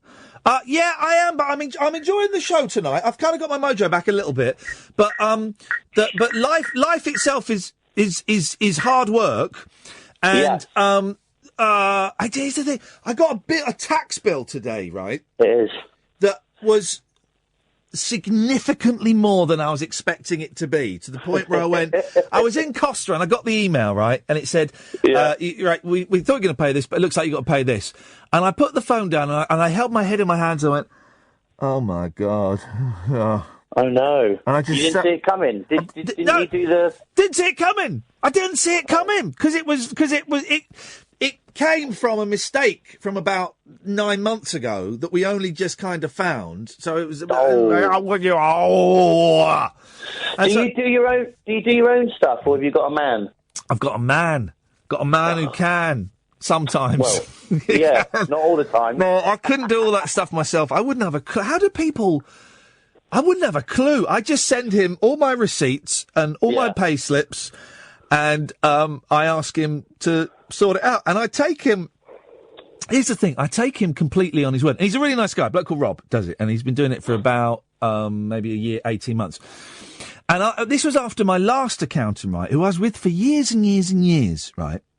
And he's a really good accountant. I was with him for years. But then, you know, money was a bit tight the last couple of years with BBC and then leaving the BBC. And it was only local radio, so it wasn't getting as much as I had in the past. So I was cutting a few corners and tightening my belt and stuff. And I kind of got my first world problems. You know, I'm aware that there are people struggling to put food on their table, and so this is nothing in comparison. But you had to downgrade to a $4,500 boat. Well, no, I said to this guy I was with, I said, I'm not. Do you know what? I'm not really sure how much I'm paying you. Can you give me all your bills for the last 2 years so I can just see? And he went, why do you want to see them? I said, I just want to, just for the last couple of years, I just want to see, because, I've gone from a national station to a local station, and money is not, not what it was when we first got together 15 years ago, so blah, blah, blah, blah, blah. And he did. And he sent me all the figures over for what he charged, and I added it up. And I showed it to a mate of mine. I showed it to Scott, who's obviously, runs a shop and has got an accountant, and he went, flipping it. You're paying him a fortune. And so then I got in touch with a few other accountancy firms and said, can you have a look at this and just let me... And they all laughed and they said, what are you paying that much for? I was paying way over the odds. Way over the odds. I did all my own accounting when I had my business. How did that go? Yeah, really well. I mean, it's fairly simple. I would imagine that you're... Well, maybe you might be in a sort of different earning bracket. You might be looking for loopholes, but the basics are pretty simple, aren't they? Ins and outs. As long as you keep track of everything. I just find it. You know what? If I really, really had to, I could probably do it myself. I could probably at a push, but I would never be able to sleep because I'd be constantly thinking.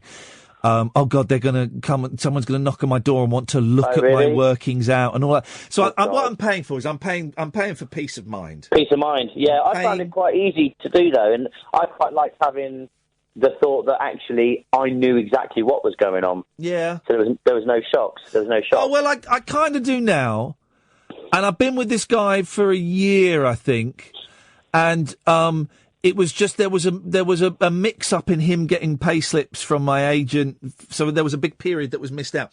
But finishing with my previous accountant, struth! It was like splitting up with a girlfriend. But you know when you want to split up with a girlfriend, but she still really, really wants to go out with you because you're giving her a lot of money every year. Yeah, you're buying her loads of presents. It was like that, and I had this meeting, and he was a really nice guy. The guy I was with, I'm not going to say his name, but he was a really nice guy, and I was with him for 15 years, and he got me out of a lot of trouble. But early on, when I was earning TV money, then I didn't work for a year, but I was still spending like I was earning TV money. He got me out of a massive hole, but not with anything dodgy or illegal. But he worked the system so that my tax was held off until he saved my life basically. He saved my flat and everything. I mean, that's the difference, is that I wasn't getting TV money, so my sums were a little bit simpler. Well, I mean, it's just the decimal place has moved along a bit. It's still probably simple sums, but I kind of knew that I was going to dump him, and he said, "Well, let's meet for lunch, just to talk about it." And I said, because I'm on the phone and on email, I'm really good at finishing with people. Face to face, I can't do it. And I said, "Let's meet for a coffee." And I knew that I was going to finish with him, and we met for coffee, and I told him how much... I said to him, it's not me, it's you. I actually said that. Did you actually say those words? Yes, I did. Out loud? Yeah, I did.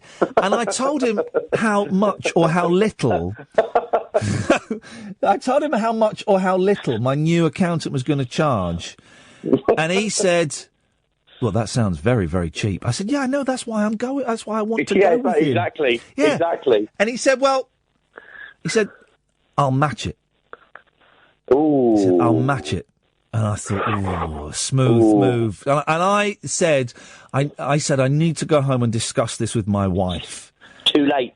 Yeah. I've said I'm going to go home and discuss this with my wife. I've never discussed my accountants with my wife. What a boring conversation that would be. No. Then did you just do it by email? Yeah. Of course I did. Yeah. And it did like all the best breakups. It got messy. They always do. It was the equivalent of him not giving back my Crowded House CDs. Engagement ring. Yeah. It was. There was some documents and stuff, and it was like, can I please get these documents? I'm on holiday. Anyway. So I had to cry and Costa because now I'm skint. What have you called in for, Ty? So I'm going to give you my apprentice report. Of course. Yes. You weren't here last week. You missed the best week, by the way.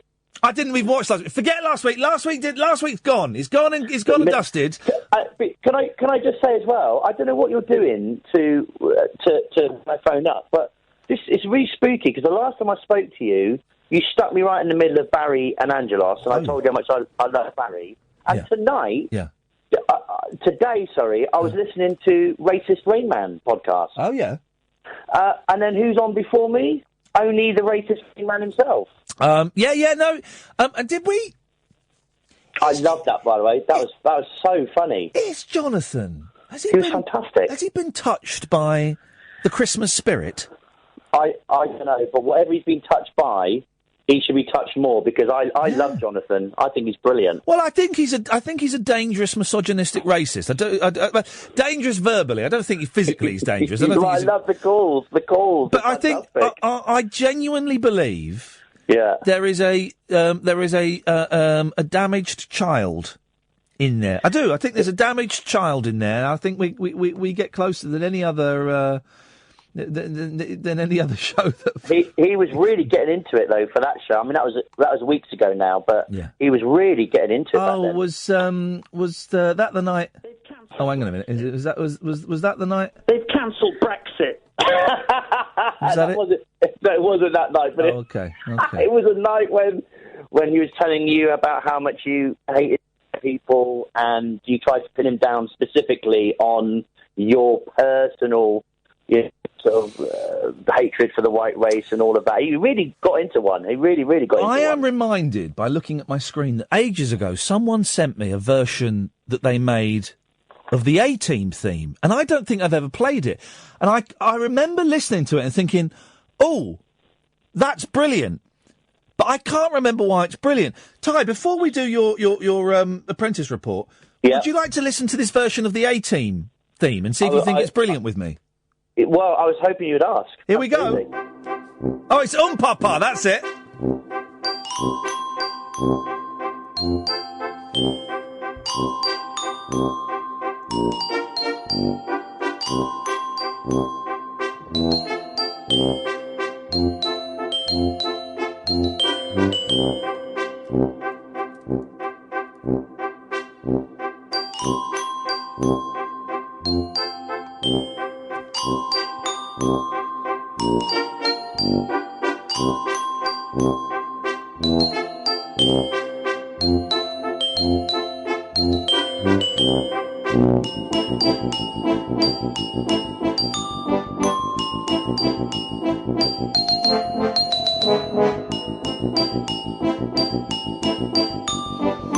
Yeah, I can't remember who sent me that, but that's brilliant. And it's a stretch, isn't it? Who was your favourite A-Team member? Oh, it was Howling Man Murdoch, of course.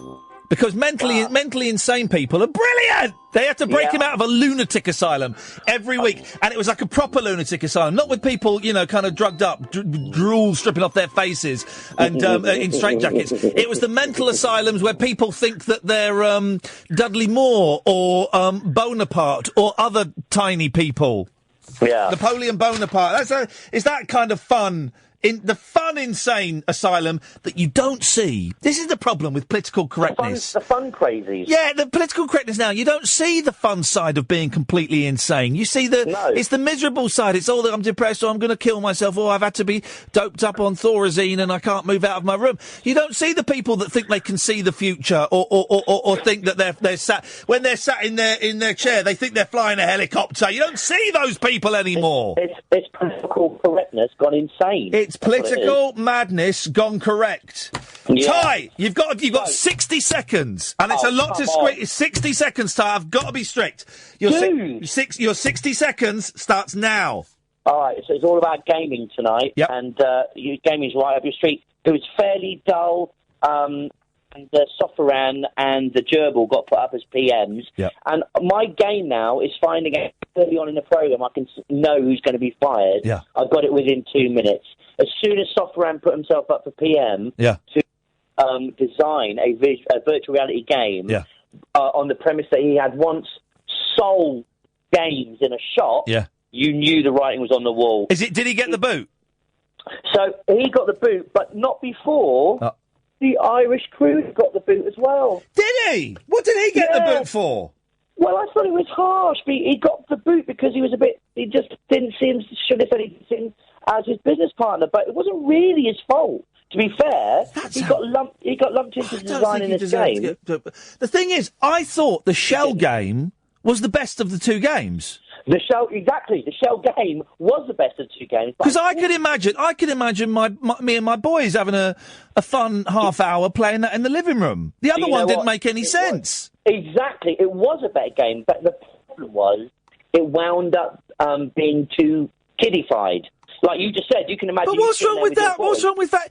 What's wrong with family kiddie games? Yeah, that's what the Diffie Baker tried to put it forward as, but the market was an older market, and that's what let him down. But to be fair, I think that the Irish crooner he didn't have such a childish vision. It was soft around his up. Yeah. He screwed it up with that silly little kid. I agree. So he did it for himself. You knew that was on the cards, and he took the Irish crooner down with him. Ty, thank you very much. An excellent report. Sorry to keep it brief, but the phones are mental this evening. Nat! Let's try again. Nat! Hello. Hip, hip, hip, Nat! Hip, hip, hip, Ian. Have you come for a dead rock star and a dead movie star? Yes, I have. Who do you want? Go on. Let's be having Brendan Lee. Brandon Lee? Brandon Lee, yeah. Whoa, this is, I thought this was going to be an easy one. This is not easy. This is insane. You're going for Brandon over Bruce? Yeah. Why? Because I love The Crow. Oh, fair play. I cannot knock that. I've never seen The Crow. I think it would annoy me, but Nat, Brandon Lee is he was a good-looking lad, Brandon, wasn't he? He was, yeah. Very good-looking lad. OK, go on. Who's your dead rock star? Kurt Cobain. Oh. Do you know what? It's an interest. When we do come to play Dead Poker, Cobain is strong. Brandon Lee. I don't know. I just don't know how that's going to play in the grand scheme of things, Nat. But it's an interesting choice. Yeah. Yeah. I was thinking of Bruce Lee, but I thought because I got the DVD of The Crow, and I thought, oh no, Brandon Lee. I'd go for him instead because I thought that no one would go for him. Sad, isn't it? Sad and weird how he died, because he died the same way that his dad died in the film The Game of Death, by getting shot on set. Yeah. Terrible, isn't it? Absolutely terrible. What, bad luck. Bad luck. I was just putting it mildly. Bad luck. Terrible luck. Awful. It was, yeah. Nat, listen, they are yours. Stay tuned. I'm going to put all of these on my Facebook page, facebook.com/Iain Lee, I think. We'll be giving these away. Dom, Dana, stay there. The phones have gone nuts this evening, which is, I'm not going to complain. It makes my job a hell of a lot easier. Do call in if you can. We'll get through them at some point, but I can see loads of lines ringing. So maybe just have a break for a few minutes, guys. Late Nights with Iain Lee, Talk Radio. Across the UK, online and on DAB. Talk Radio. We'll get you talking. Talk Radio. Another hour to go. A lot of dead rock stars and not so many movie stars again. If you want them, call now 0344 499 1000. Late Night, Iain Lee on Talk Radio. We have ways of making you talk.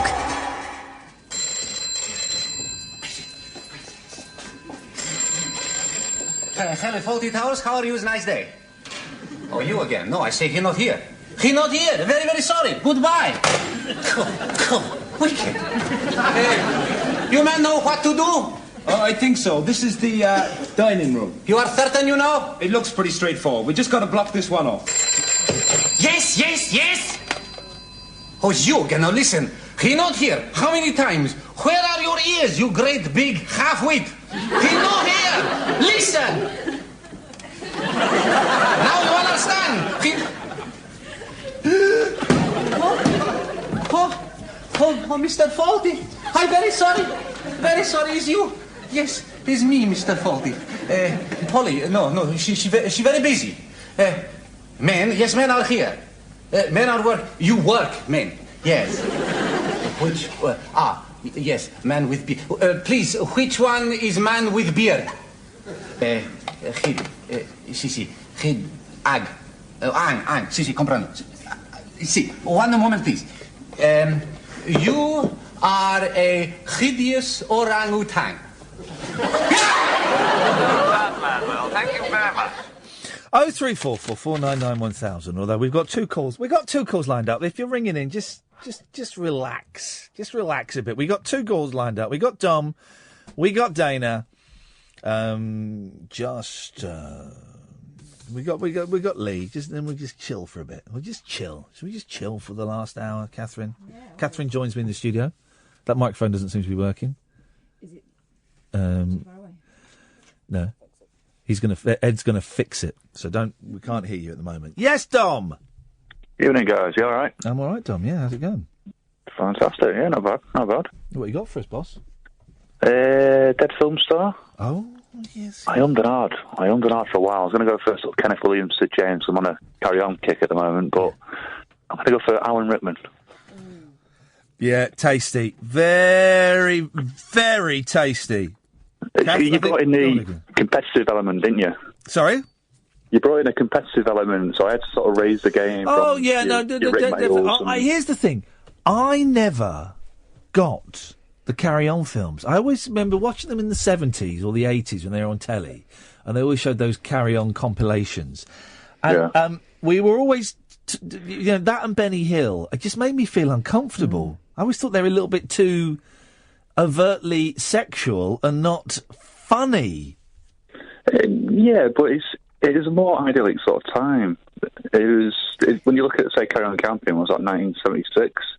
They're driving around Windsor, picking up Babs and Phyllis Lane, or whatever her name was. Yeah. It just looks like a really nice sort of place to be. Yeah, and then, of course, you realise what was going on in the 1970s and 1980s, and you realise maybe it wasn't quite so idyllic for the women. You can't.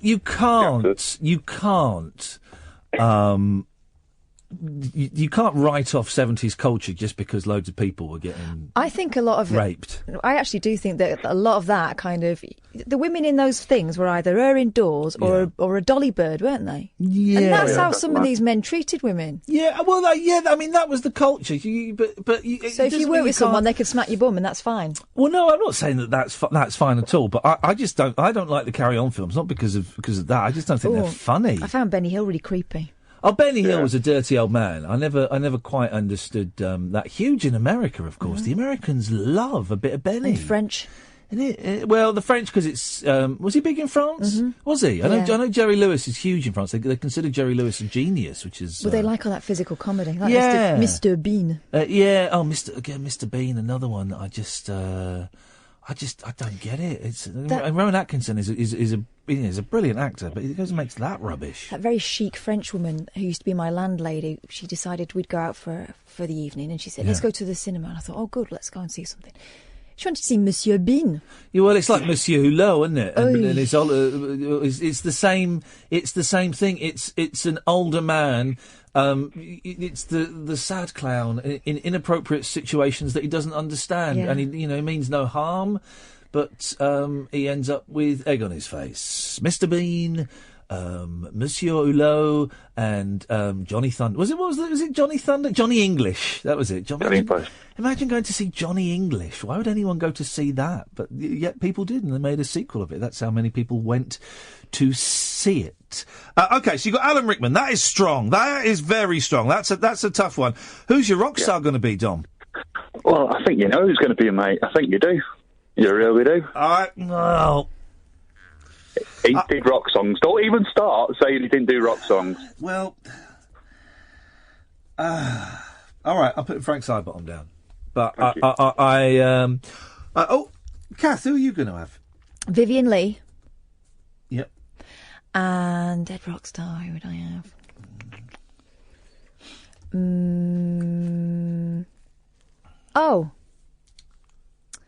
Cass. You want Cass? Yeah. You don't want the London Boys? Not really rock, are they? The more dance. When we do dead dance acts. Okay. Falco. Amadeus. Oh, Amadeus. Rock me, Amadeus. When I first heard that song, I thought it was I'm a Des. Amadeus. Oh, Amadeus. Rock me, Amadeus. All right, Dom, they're on the list, which I was going to say I was going to type it up. I probably won't. I'll just take a photo of it and post it on Facebook. You can do that. Yeah. You can do that. And I'll have you been watching us on Facebook Live this evening? I dipped into it before, yeah. Was it working? Yeah, it seems to be, yeah. Everyone's saying about triple dump with the interview, but obviously I turned it on. I was listening on the radio, on the TV, and then turned on the Facebook, and everyone's going triple dump, so I'm assuming he got a bit sweary. A little. It got a little bit sweary. It got a little bit sweary. Wasn't us. Yeah, it wasn't us. It was Will Carruthers, the potty-mouthed bass player. Potty-mouthed. Does make a change. It does. Dom, thank you very much. Dana! Hip, hip, hip. Dana! Show's sounding really good. Hang on, I'm doing guitar. Bit rude. If you paid to see Eric Clapton do one of 54 nights at the Royal Albert Hall, and then you started talking during one of his tedious 6-hour-long guitar solos, he would be thrown out. He would have every right to stop the guitar. Yeah. Look down at you. Look down metaphorically and literally, because he'd be on the stage, and he'd look down at you, and he'd just say, because I know Clapton, he'd say, "What the bloody hell are you thinking?" Out. And you think he was joking. Well, you'd think he was joking. You go, huh? He said, "I mean it." Out. And you'd laugh because Clapton's got a brilliant sense of humour. He'd be laughing all of that. Yeah, because you do. And he'd say, "No, I mean it. Get out." And the whole audience would be looking at you. Oh, it would be awful, Dana. But you'd have to get. And the thing is, because you're quite far back, but you're in the middle, so you'd have to get up and you'd have to go. Excuse me. And everyone would start standing. Excuse they'd me. start chanting quietly at first. Out, out, and they put a spotlight on me. Out. And then when just as you got to the door, he'd go, "I was only kidding." Bow, bow, bow, bow, bow, da da da. And back on my star. And then he started playing "Eye of the Tiger" by Survivor. I'm wondering where that mega mix is coming in. He don't care, Clapton. He don't care. He's only having a laugh, Dana. He's only having a laugh. Then you get backstage passes. You go back. There's no alcohol backstage. He's teetotal these days. You get backstage passes for you and your friends, and everyone that you beat. They think you're cool, and you get to eat all the fruit, and you'd have your picture taken with Clapton, and he'd sign all your LPs, and you'd go home on a cloud. You think, is this a dream? And it was. But then you look happened. at your LPs, and he's put "To Chatty Cathy." Yeah. Love Ezza. I wasn't joking. You ruined the night. Never come back. And you'd be you'd be really upset. And you'd be at home crying, and you turn to drugs and alcohol. Which is ironic because Clapton was been free from drugs and alcohol about 30 years, and you'd be drinking and crying and going, "Oh, because it says on there, Dana, you ruined that concert. You really make me want to puke." You go, "Oh God, no!" And then about 10 years later, right, just as you were about to die from a fatal drugs overdose, right? It's like your last. It's like your last hit. You've just found like your last vein in your genitals, right? Wow.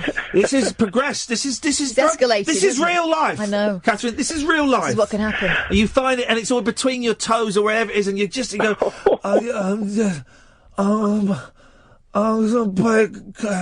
Clapton, and you've sold everything, right, except for your record player. And the Clapton LP, because you said, this is my signed Clapton LP. Yeah, but you haven't been able to play it that day because you've been so devastated. You go, I'll play it. And you pull it out to play it, and then you notice, he's written on the disc, the actual label on the record, only joking. It was really nice to meet you.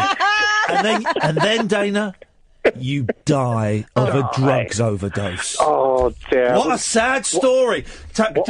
Just excuse me, Dana. Can you just write that down? I'm just send that to Tales of the Unexpected, care of Roald Dahl. Because that's a good story. I'm just doing the flow chart. Yes. Chatting starts, doesn't it? Yep. And then it goes down to Clapton. Yep. I enjoyed that. That's good. And then it goes to peer pressure. Yep. Then it goes to backstage. Yep. Then it goes to drug stroke out. Yes. Yep. Then it goes to only joking. Yeah, exactly. And then death. Dana, you've inspired a movie. You won't get any money for it, unfortunately. It's mine and Kath's intellectual property. We'll call the character Dana. Yeah, but you'll be played by Reese Witherspoon. Yes, of course. Dream. And be identical to your life in every single way. But you won't be invited to the premiere. And we'll put any resemblance to persons living or dead called Dana. is on purpose. because we modelled it on her to teach her a lesson for chatting when it's all been the thing at the end of the film, which most people would miss. But chatting when I was pretending to play an Eric Clapton solo on the radio, and now we're rich.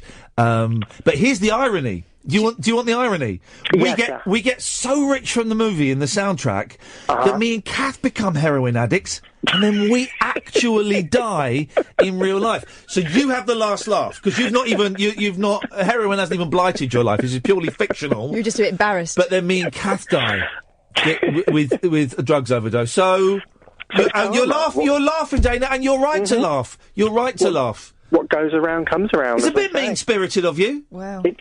Bit cold, actually. I don't really know what we've done to deserve that. I'm disappointed by her attitude there. She's laughing at our dead cadavers. Demise. We've got kids, you know. Yeah. What do you think what my kids are going to think when they find out that I've died of a heroin overdose because of you? And you're laughing. That's really cold. Anyway, Dana, that to one side. What have you called in for? Well, I can give you all 5 of the Marx Brothers. Is it Gummo? It is. So it's Groucho, Harpo, Chico, Gummo, and Zeppo. Was Gummo in... Gummo's a terrible name. You know when they got to Gummo and Zeppo, it's like, Gummo and Zeppo. There we go. That'll do. Seriously, though, what were their parents thinking? I know. Call him like Steve and Paul and that, weren't they? Was Gummo in any of the films? I don't think he was. Zeppo was in 1 or 2. And he was the very sort of straight... Oh, Zeppo looks like my mate Conan, and he's really straight and boring. Yeah. And you know there would be a bit when the Marx Brothers... Who's boring? Your mate Conan? Zeppo. Oh. So the Marx Brothers would have finished a wonderful piece of wordplay and physical comedy. They go off, and then Zeppo would be sat at the piano all alone. If I only had somebody to love me. Yeah. That's... Well, I don't think Gummo... I could be wrong, but certainly, yeah, those are the 5 that I can name. How would you say this name? Right, I'm going to say Kiera. Is that how you'd say it? Kira. No. Because there are 2 R's. How would you spell Kiera? No. You can spell it various ways. Kiera. K-I-E-R-R-A. Oh, I reckon it's still Kira. No, it can't be Kira because it's I before E. Don't matter. People spell it how they want these days. People spell it how they want. Anyway, Kiera. If it's Kiera... It might be Cara. It's not Cara. It might be. She has... Listen to her description on Twitter. I love it. I'm bisexual. I'm a bitch. Oh, yeah. And a dream at the same time. I still believe in magic. She's discovered the show. I found Talk Radio by mistake. It's because they don't do any advertising. And I was looking for another show. I love your show. It's better than LBC. Better. And we can put that on the posters. Better than LBC. But if she pronounced her name, how did you say it? I would say Kira. Well, in that case, I don't want her listening. Because I don't want Kira listening. I want a Kiera listening. Kiera. Sounds like a car, posh car. Sounds like a posh car or an orange drink. Kiera. It sounds like something Clarkson would be driving through a desert. Kiera. Well, I've got to say, the new Kiera O'Keefe really is... Some say. The new Kiera. I'm James Stewart. That's it. That's kind of it. It's more... I was trying to do it in there. I'm James Stewart. So, Mary, you won the moon? Yeah, no, you're doing Al Jolson. I'm James Stewart. I say... Right. He sounds a bit like Foghorn Leghorn, doesn't he? I say... Very Muppety. Very Muppety. James. I do love him. Well, James Stewart's... The Foghorn Leghorn sounds like the Fat Butcher in Coronation Street. I say. Fred Elliott? Yeah. Hang on a minute. Everyone be quiet. Did they, in fact, in those very early days, did they ever try and disguise you? I mean, now we know you for who you are, but was there any... Well, of course, in those days, in the big studios. That's not even James Stewart's voice. I think you look a bit like him. Oh, I wish. I think you look a bit like him, and I think you look a bit like Dick Van Dyke. Oh. Yeah, I wish I could say that the Facebook thing's not working for me, so... It's Dana, what did you call him for? Because we're late for a break and you're annoying me now. Well, can I have Mark Bolan and Alec Guinness, please? Yeah, thanks for calling. Bye, this is Talk Radio.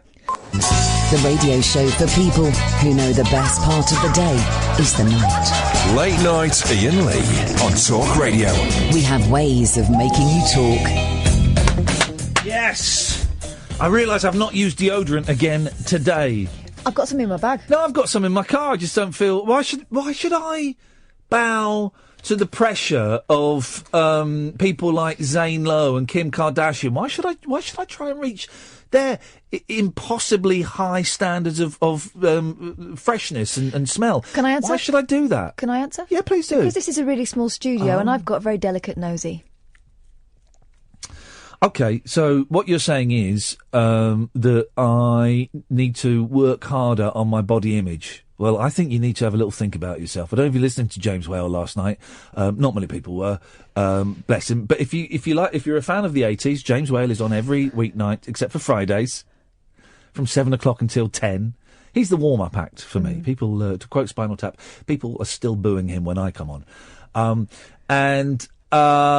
He had a New Zealand man on who I believe was a friend of Ed's, so that's probably how they got him. Yeah. That's probably how they got him. They said, we need a guest. Ed said, oh, don't worry, mate, I've got a friend who can help. And he was... But despite being a friend of Ed's, which instantly made me dislike him, nothing personal, Ed, he was talking about body image. Right. And about how we should all be more aware of his body image. And do you know... Aware of his body image? I didn't even see him. Well, do you know how he made people aware of his body image? How? He stripped off on a train, pervert. When? The other day, on the Northern Which Line. train? The time? No. Absolutely disgusting. What? Absolutely disgusting. If I'd have done that... well, I'm not wearing any pants, so that would have... Aren't you? No. No. Why should I conform to Victoria's Secret's idea of what male sexuality is? Sexuality isn't black or white, or even black, grey and white. It's all different colours of the rainbow. Pants. And Doesn't it chafe? No, do you know what? I have got pants on tonight. I just didn't the other day. Trying to make me imagine you in no just pants because on. I'd been to the gym 2 days in a row wearing the same pants. And then I thought, I'm going to go al fresco. Oh, God. Acapulco. You're going to get... It's going to rot. Well, it's very sore down there. I'm not surprised. Acapulco sun. Pick line 1 or pick line 2? And then that's what we're going to do. We've got these two... I can see other people calling in, about 3 or 4 people calling in. Stop. Collaborate and listen.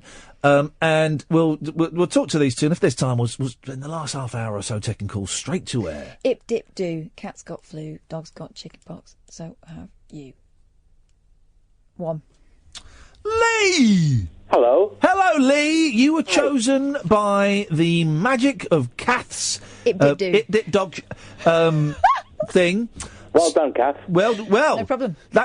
All that means is, Lee, that you're the first one to play the accumulator. Cue the sexy music. That's just weird. Wow. Pablo, welcome your contestant number 2. Good evening, Pablo. Hip, hip, hip. That's the attitude. Good evening, Lee. Good evening. Hip, hip, hip. Well done. You've made it through to Ian's fun film quiz, where it's anything but fun, but it's about films. Fingers on buzzers. Are you ready? No. Yes, boss. You both ready now? Funny buzzers. Yeah. Okie dokie. Right. Here's your first question. How many films did Bruce Lee complete? 72. Sorry? Hang on. Who buzzed? Buzz. Who's that? Lee. Lee, you need to say your names. Right, Lee, how many films? 72. What makes you say that? I don't know. No. Who buzzed then? Pablo. Well, you need to say your name. Oh, Pablo. Pablo, are you on speakerphone? No, it's, I don't believe so.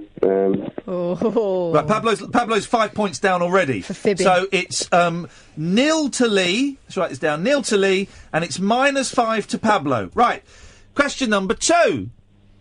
You're gonna need a bigger boat is a line from which movie? Jaws. Lee. Is anyone gonna buzz? Lee. Buzz. Who buzzed? Pablo. Lee. Yeah. What film is it, Pablo? Nah. Jaws, you're absolutely right. You get 10 points. You're on 5. You ripped me off. Was it fine for Bruce Lee? Wasn't a rip-off, mate. You didn't buzz. I did buzz. I Take said some Lee. points off for dissent. Yeah, -5 for Lee. For that's harsh. Let's just test your buzzers again. Pablo, can you test your buzzer? Okay, Lee, let's test your buzzer. Lee. Oh, fair play. His buzzer does say his I name. did say Lee before he said Pablo. But that's your name, not your buzzer. Oh, come on. Come off it. All right. What a rip. Who'd have thought this would get so tense? Let's have the third and final decider. Okay, here we go. This is it. It's for I've still got my dead rock star, dead movie star, though, right? All right, look at you. Look at you trying to muscle in. Is that Lee? Yeah. Right. Well, you can only the winner of the quiz. But I won this last question. You didn't get the question. You didn't get. You ripped me off. No, you didn't. Buzz. Descent again. Minus 5 points. Let's go for it. Hang on a minute, Pablo. What's going on there? So I was removing a hooded top. Right, too noisy. Right, you got minus 5 points, so you're down to 0. And Lee, you've got minus 5 points, so you're down to minus 10. Right. Next question is worth... I'm on minus 5. No, you're minus 10 because you had minus 5 already, and you just got another minus 5 for Descent. You're minus 10. That's double Descent, minus 15. Right. I wanted to give Paul Walker as my favourite movie star.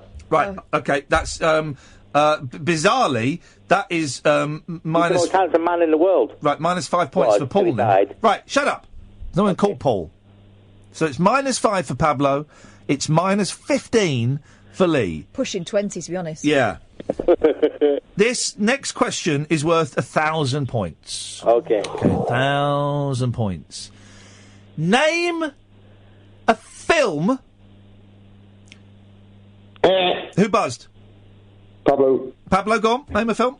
Carry on screaming. No, wrong. Lee? Buzz Lee, Shawshank Redemption. Yeah, you're absolutely right, Correct. Lee. You well done. Yes. It's What treachery is this? It's 1,000 points.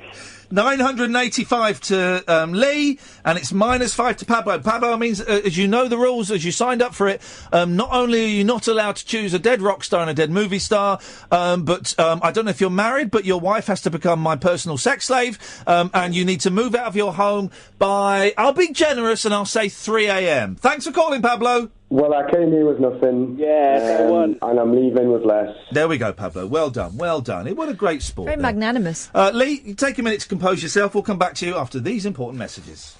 Late night, Iain Lee on Talk Radio. We'll get you talking.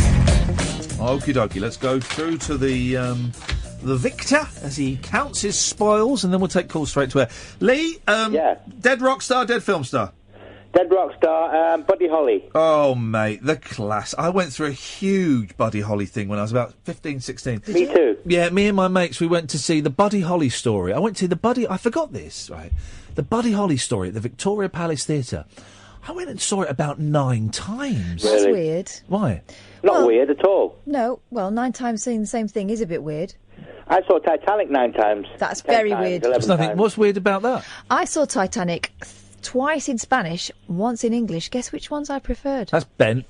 Spanish. In English, Spanish. It was much better in Spanish, much more romantic. That's bent. What? That's so bent. Huh? Get bent. Huh? Remember Bart Simpson used to say? I saw Titanic 11 times, roughly speaking. No, hang on a minute. I saw Titanic 11 times! Roughly speaking. Why is it weird that I saw the Buddy Holly story 9 times? It's not. It's not, is it? Well, you're asking him. No, I'm asking you. Okay, so yeah, ask the control experiment. Go. Because it's at the theatre, so that's dear. Yeah.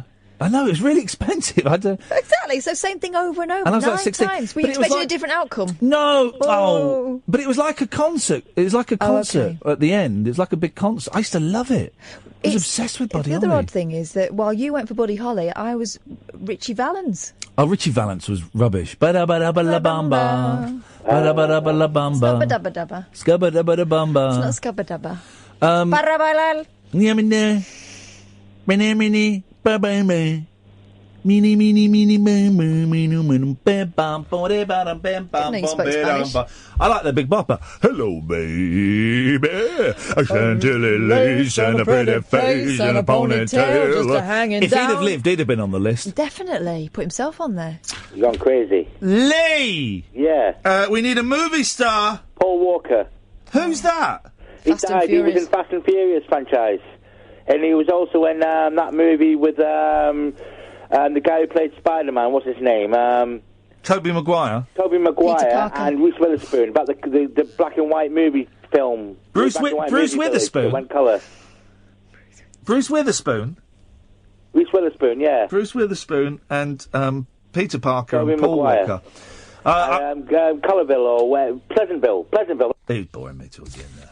I didn't know it was just Too many facts. It's just who's Bruce Witherspoon? There's no one called Bruce Witherspoon. I've just googled it. He means Bruce Willis. Well, here's an interesting. Thank you, Danny. And as we all know, everything on the internet is true. Yeah. James Stewart. Mhm. The Tonight Show is sponsored by James Stewart. I love James Stewart. James Stewart once smuggled a supposed Yeti finger out of Tibet. No. Where? No. No. Not James Stewart. Well, I found a Yeti finger. I can't do the James Stewart voice. Call straight to air if you want. 0344 499 1000. We'll do that for the last half an hour or so. The phones have been. We must have had. Surely that must have been a world record number of phone calls for this station anyway. For this poxy place anyway. This poxy place. Yes, Julia Hartley Brewer may have 5 times the listeners that we have, possibly more. But they're all listening in silence with their mouths open. Yeah. We have literally... Well, she doesn't have any callers, so I can't... We have infinitely... But we're not going to brag about it, because that No! No, brag, no. Brag is short for braggadocio. Braggadocio. Okay. That's how it's spelt. That's how it's said. I'd love to, if I'd have been an Italian unemployed man in the 50s, or maybe a cab driver or working in a factory, I'd have been brilliant round the old Jeff Brazier with singing doo-wop songs. Bidoo, bidoo, bidoo, bidoo, bidoo, bidoo. I'll be so good at it that I'd be headhunted by all of the doo-wop groups, and I'd have to go and sing doo-wop for all of them. Do, bidoo, bidoo, bidoo, bidoo, bidoo. I tell you what I'm going to do. The face that goes with that singing is disturbing. Tell you what I'm going to do. You know, there's an app on the phone you can do where it splits it into 4 screens. Oh, gosh. I'm going to do a doo-wop thing. You're going to do that live? Yeah. Sure. Can I go to the loo while you do that? No, because I'm going to kind of need you to steer the show a little bit. What is the app? It's a brilliant app, and I'll tweet it, guys, so you can see how brilliant I am. Can I do an app? This is a great app. This is a great app, right? The boys were loving this the other day. Hang on a second. How do I do this? Right. Not now. Okay. Pick turkey burgers or time. That's an odd combo. Just pick turkey burgers or time. It'll make sense. Turkey burgers. You ready? Yeah. Hi, my name is Iain Lee. Brap, a boppity bop bop. I am a radio presenter on Talk Radio, and I'm kicking out some jams. Jams. Oh, wow. Gosh, you're 43.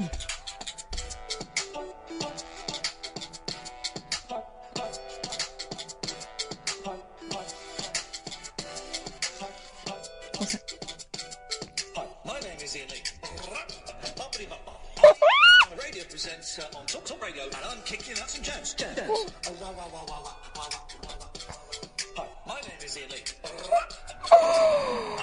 Wow. You want to go? Oh, I didn't know it did that!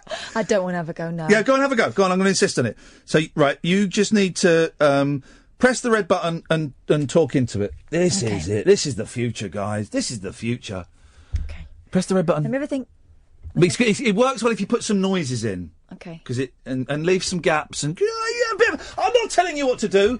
I'm not telling you to do, but you heard how brilliant I was at it then. Okay. Press, just do it quickly. Okay. Here we go.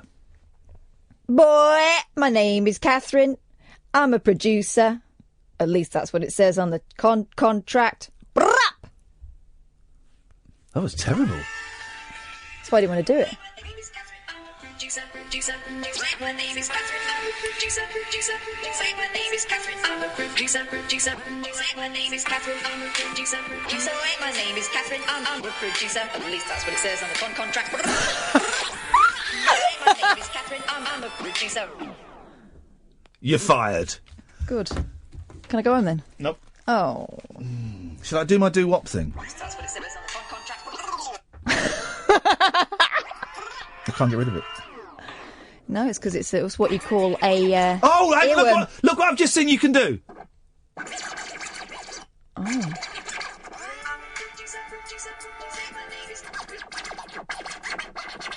Wow, scratching. My name is Catherine.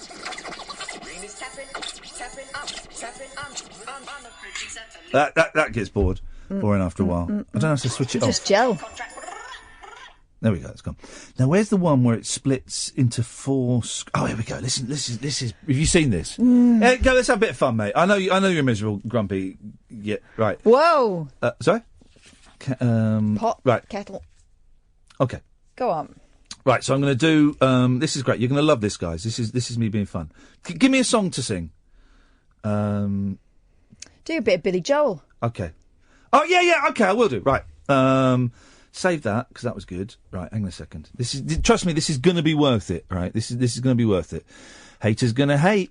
Haters gonna hate. Oh, it's rendering my last one. So what this does, right? This is an app where it a cappella. You can split the screen and you can be singing along with yourself. Yeah.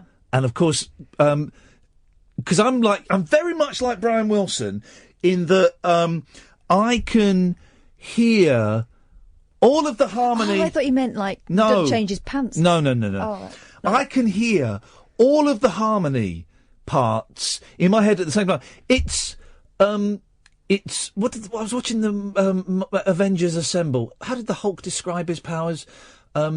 It's like a blessing and a curse, but they used quite a really clever phrase. I thought I'm going to forget that later on. You did. Oh, come on. I mean, flipping heck, this is taking... Cancel that. Because anyway, so I can hear all of the... Oh, it's taking forever. Let's go to a break. Across the UK, online and on DAB. Late night, Iain Lee on Talk Radio. We have ways of making you talk. Hang on a minute, you've got to be quiet while I'm doing this, okay? I'm doing track 2, okay? That one didn't record because of you. No. So, here we go. Shush. You didn't press it. Shh. Hang on a minute. Harmonies. Whoa, whoa, whoa, for the longest time. Oh, for the longest girl. Whoa, what I got to do. And I know I'm doing it with you. I could have waited, should have anticipated. Okay, finishes there. Right. So that's that one. One take, Lee. Yeah, I don't mess around. So I've got 2 tracks now. Don't worry, guys. You're going to hear it all in a second, and I'll post it all on Twitter. I'm recording. Right. 2 more to go. Here we go. So it's a slightly different angle, so it looks different because it's arty as well. Here we go. It'll make sense in a minute. Boom, boom, boom, boom. Boom, boom, boom. Boom, boom, boom. Boom, boom. Boom, boom, boom, boom, boom, boom, boom, boom, boom, boom, boom, boom, boom, boom, boom, boom, boom, boom, boom. Boom, boom, boom, boom, boom, boom, boom, boom, boom, boom, boom, boom. Right, it's finished there. Gosh, that sounded like Roger Moore saying bum a lot. Oh! Right, you're going to hear it all in a minute. Don't worry. One more. Last one, and then then I'll get to listen to it. Must have been what it was like when people in the 60s went to watch Brian Wilson recording Pet Sounds. Now I know why Yoko always looked miserable. Okay. All right, this one's okay. Okay. Go.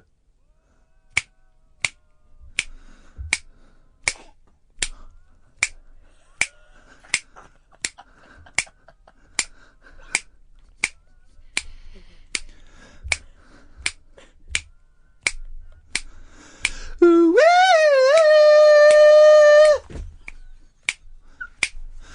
ooh,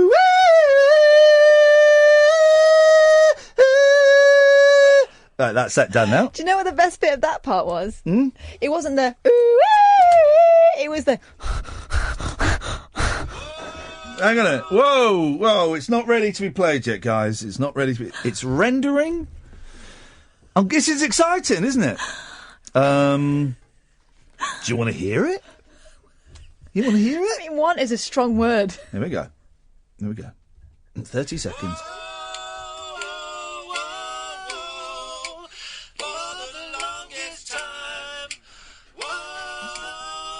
It's quite good, actually, isn't it?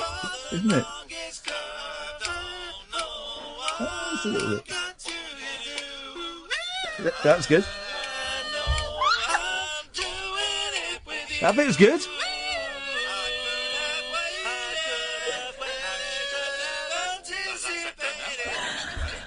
Yeah. Away across the Atlantic. That. Billy Joel is sat bolt upright in bed thinking, someone's singing my song. That is actually.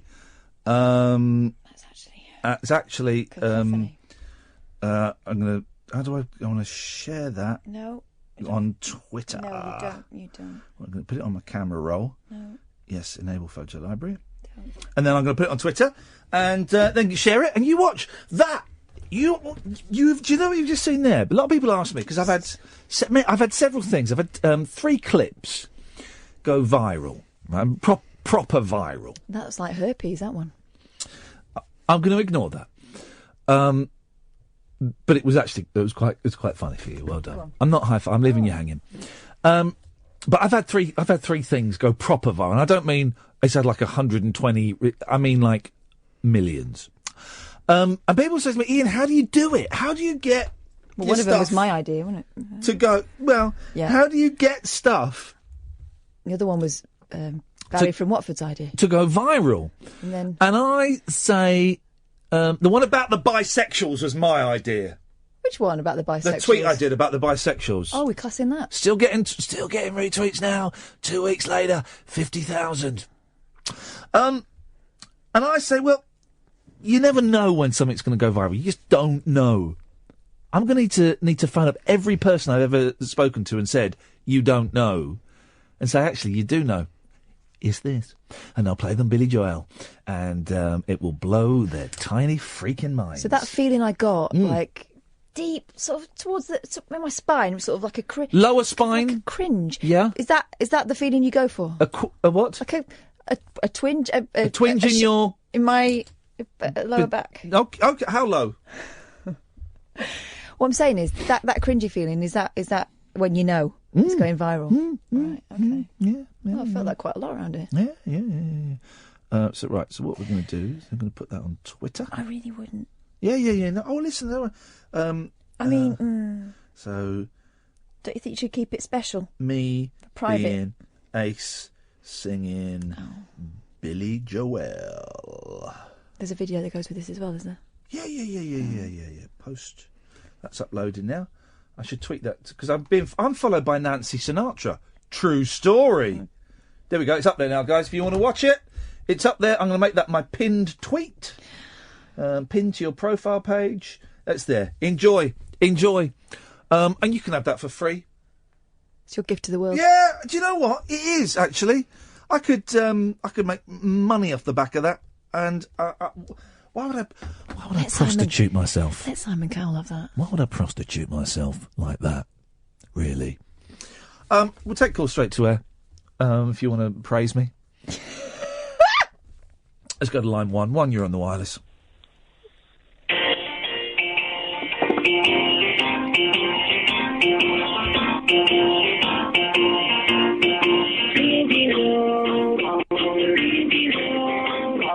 Don't know what that is. Line 2, you're on the wireless.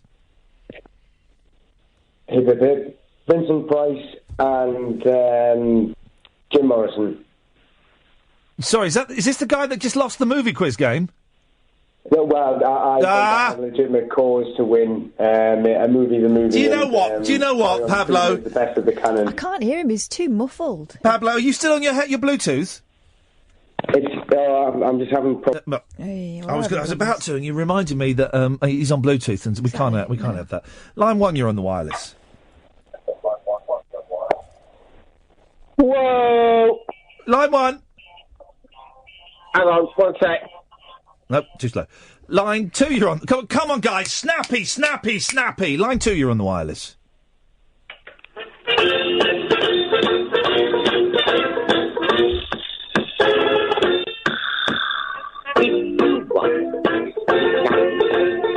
David puts a word between each one, and your work is almost done. Now I'll show you what to do, and the rest is up to you. A word after W, a word after O, a word after R, and it's away we go. Put the word after Z, and put the word after E, a word after L, and L after word, and you're left with me. Hey, simple as falling in a duck pond, isn't it? Now then, what does W over hours every hours all spell? I don't know. He doesn't know. It's those words, all stupid. Then what's the L with L at the end for? Oh, damnation donkeys. Didn't I tell you that bit about dip ending short words and Zell ending long ones? No. Oh, well, that's the first thing the pro man ever learned me. You listen now. Okay, we get the point. It's a Wurzel Gummidge record. Line 1, you're on the wireless. Hip, hip, hip. What kind of cake? What shape is the cake? Round. Carrot. My boy had a carrot cake today. He loves carrot cake. Now I'm trying to lose a bit of weight, so I had a tiny little bit because I love the cream on the carrot cake. The carrot cake. Did it have a little carrot on the top? Of course it did. Otherwise, how do you know it's a carrot cake? Because it tastes of carrot? Well, you wouldn't know that to look at it. You don't know what it tastes like till you eat it. Okay. I'll give you that. I'll give you this. However, dead rock star. Yeah, go on. Alan Wilson. Who? Alan Wilson. Who's Alan Wilson? Really? Yeah. Oh, you don't know who Alan Wilson is? No. Canned Heat? I don't really know Canned Heat. Canned Heat? Yeah. Alan Wilson. Well, never heard of him. Right, who's your film star? Rock Hudson. There we go. A proper named film star. Thank you. Well, flippin' heck. The stats on that Billy Joel, I mean, it's been up 4 minutes on Twitter, 6 retweets and 7 likes. You turn the microphone. 6 retweets and 7 likes it's had. And that's in just 4 minutes. That's insane. Gosh. That is absolutely insane. Anyone saying anything? No, not yet. Speechless. But you wait. Matt Haig, friend of the show, got a man with 2.1 million followers retweeted him, a singer. James McBean or something. I don't know what his name is. Who is he? Don't know who James McBean is. He's got 2.1 million. James McBean or something. He's a big singer. Anyway. McBean? I don't know his name. I don't know. What do you think of Bean? I've not seen him at the gym, so I don't know who he is. That's the only one I know who's... James McBean. Yeah, something like that. He's a big star.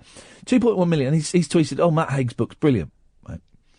Oh, James Arthur? Yeah. Yeah. James McBean? I don't know.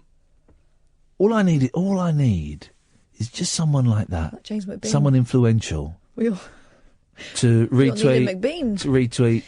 This is, and I'd rather there wasn't profanity involved, but if they go, this is, guys, you've got to listen to this. This is fudging amazing. This is effing WTF, lol, Rufflecopter, WTF, Rufflecopter. What's the Rufflecopter? Roll on the floor, laughing like a... No, Rufflecopter. This Rufflecopter is a word. Rolling on the floor laughing, and the copter is because it's like a helicopter. That's a word. Rolf. People go, Rolf. I say, Rolf.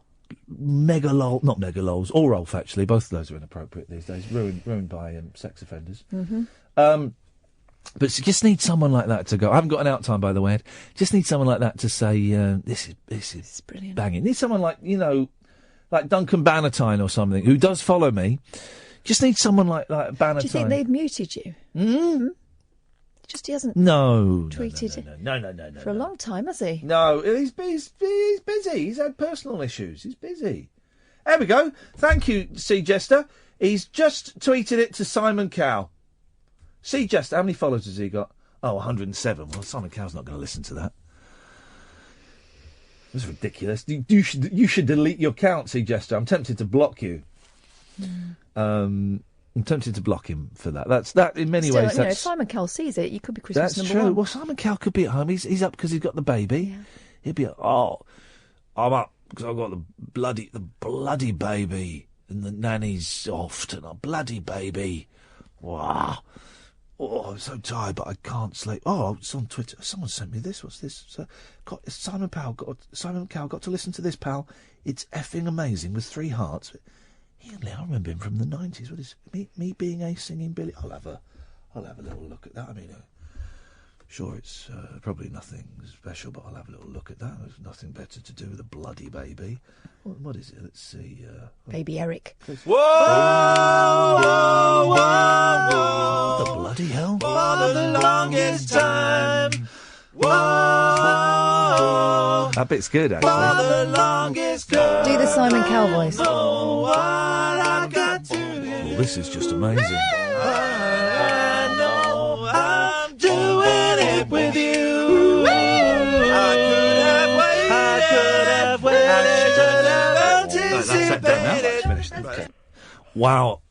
That is, quite simply, you're through to boot camp. Talk Radio.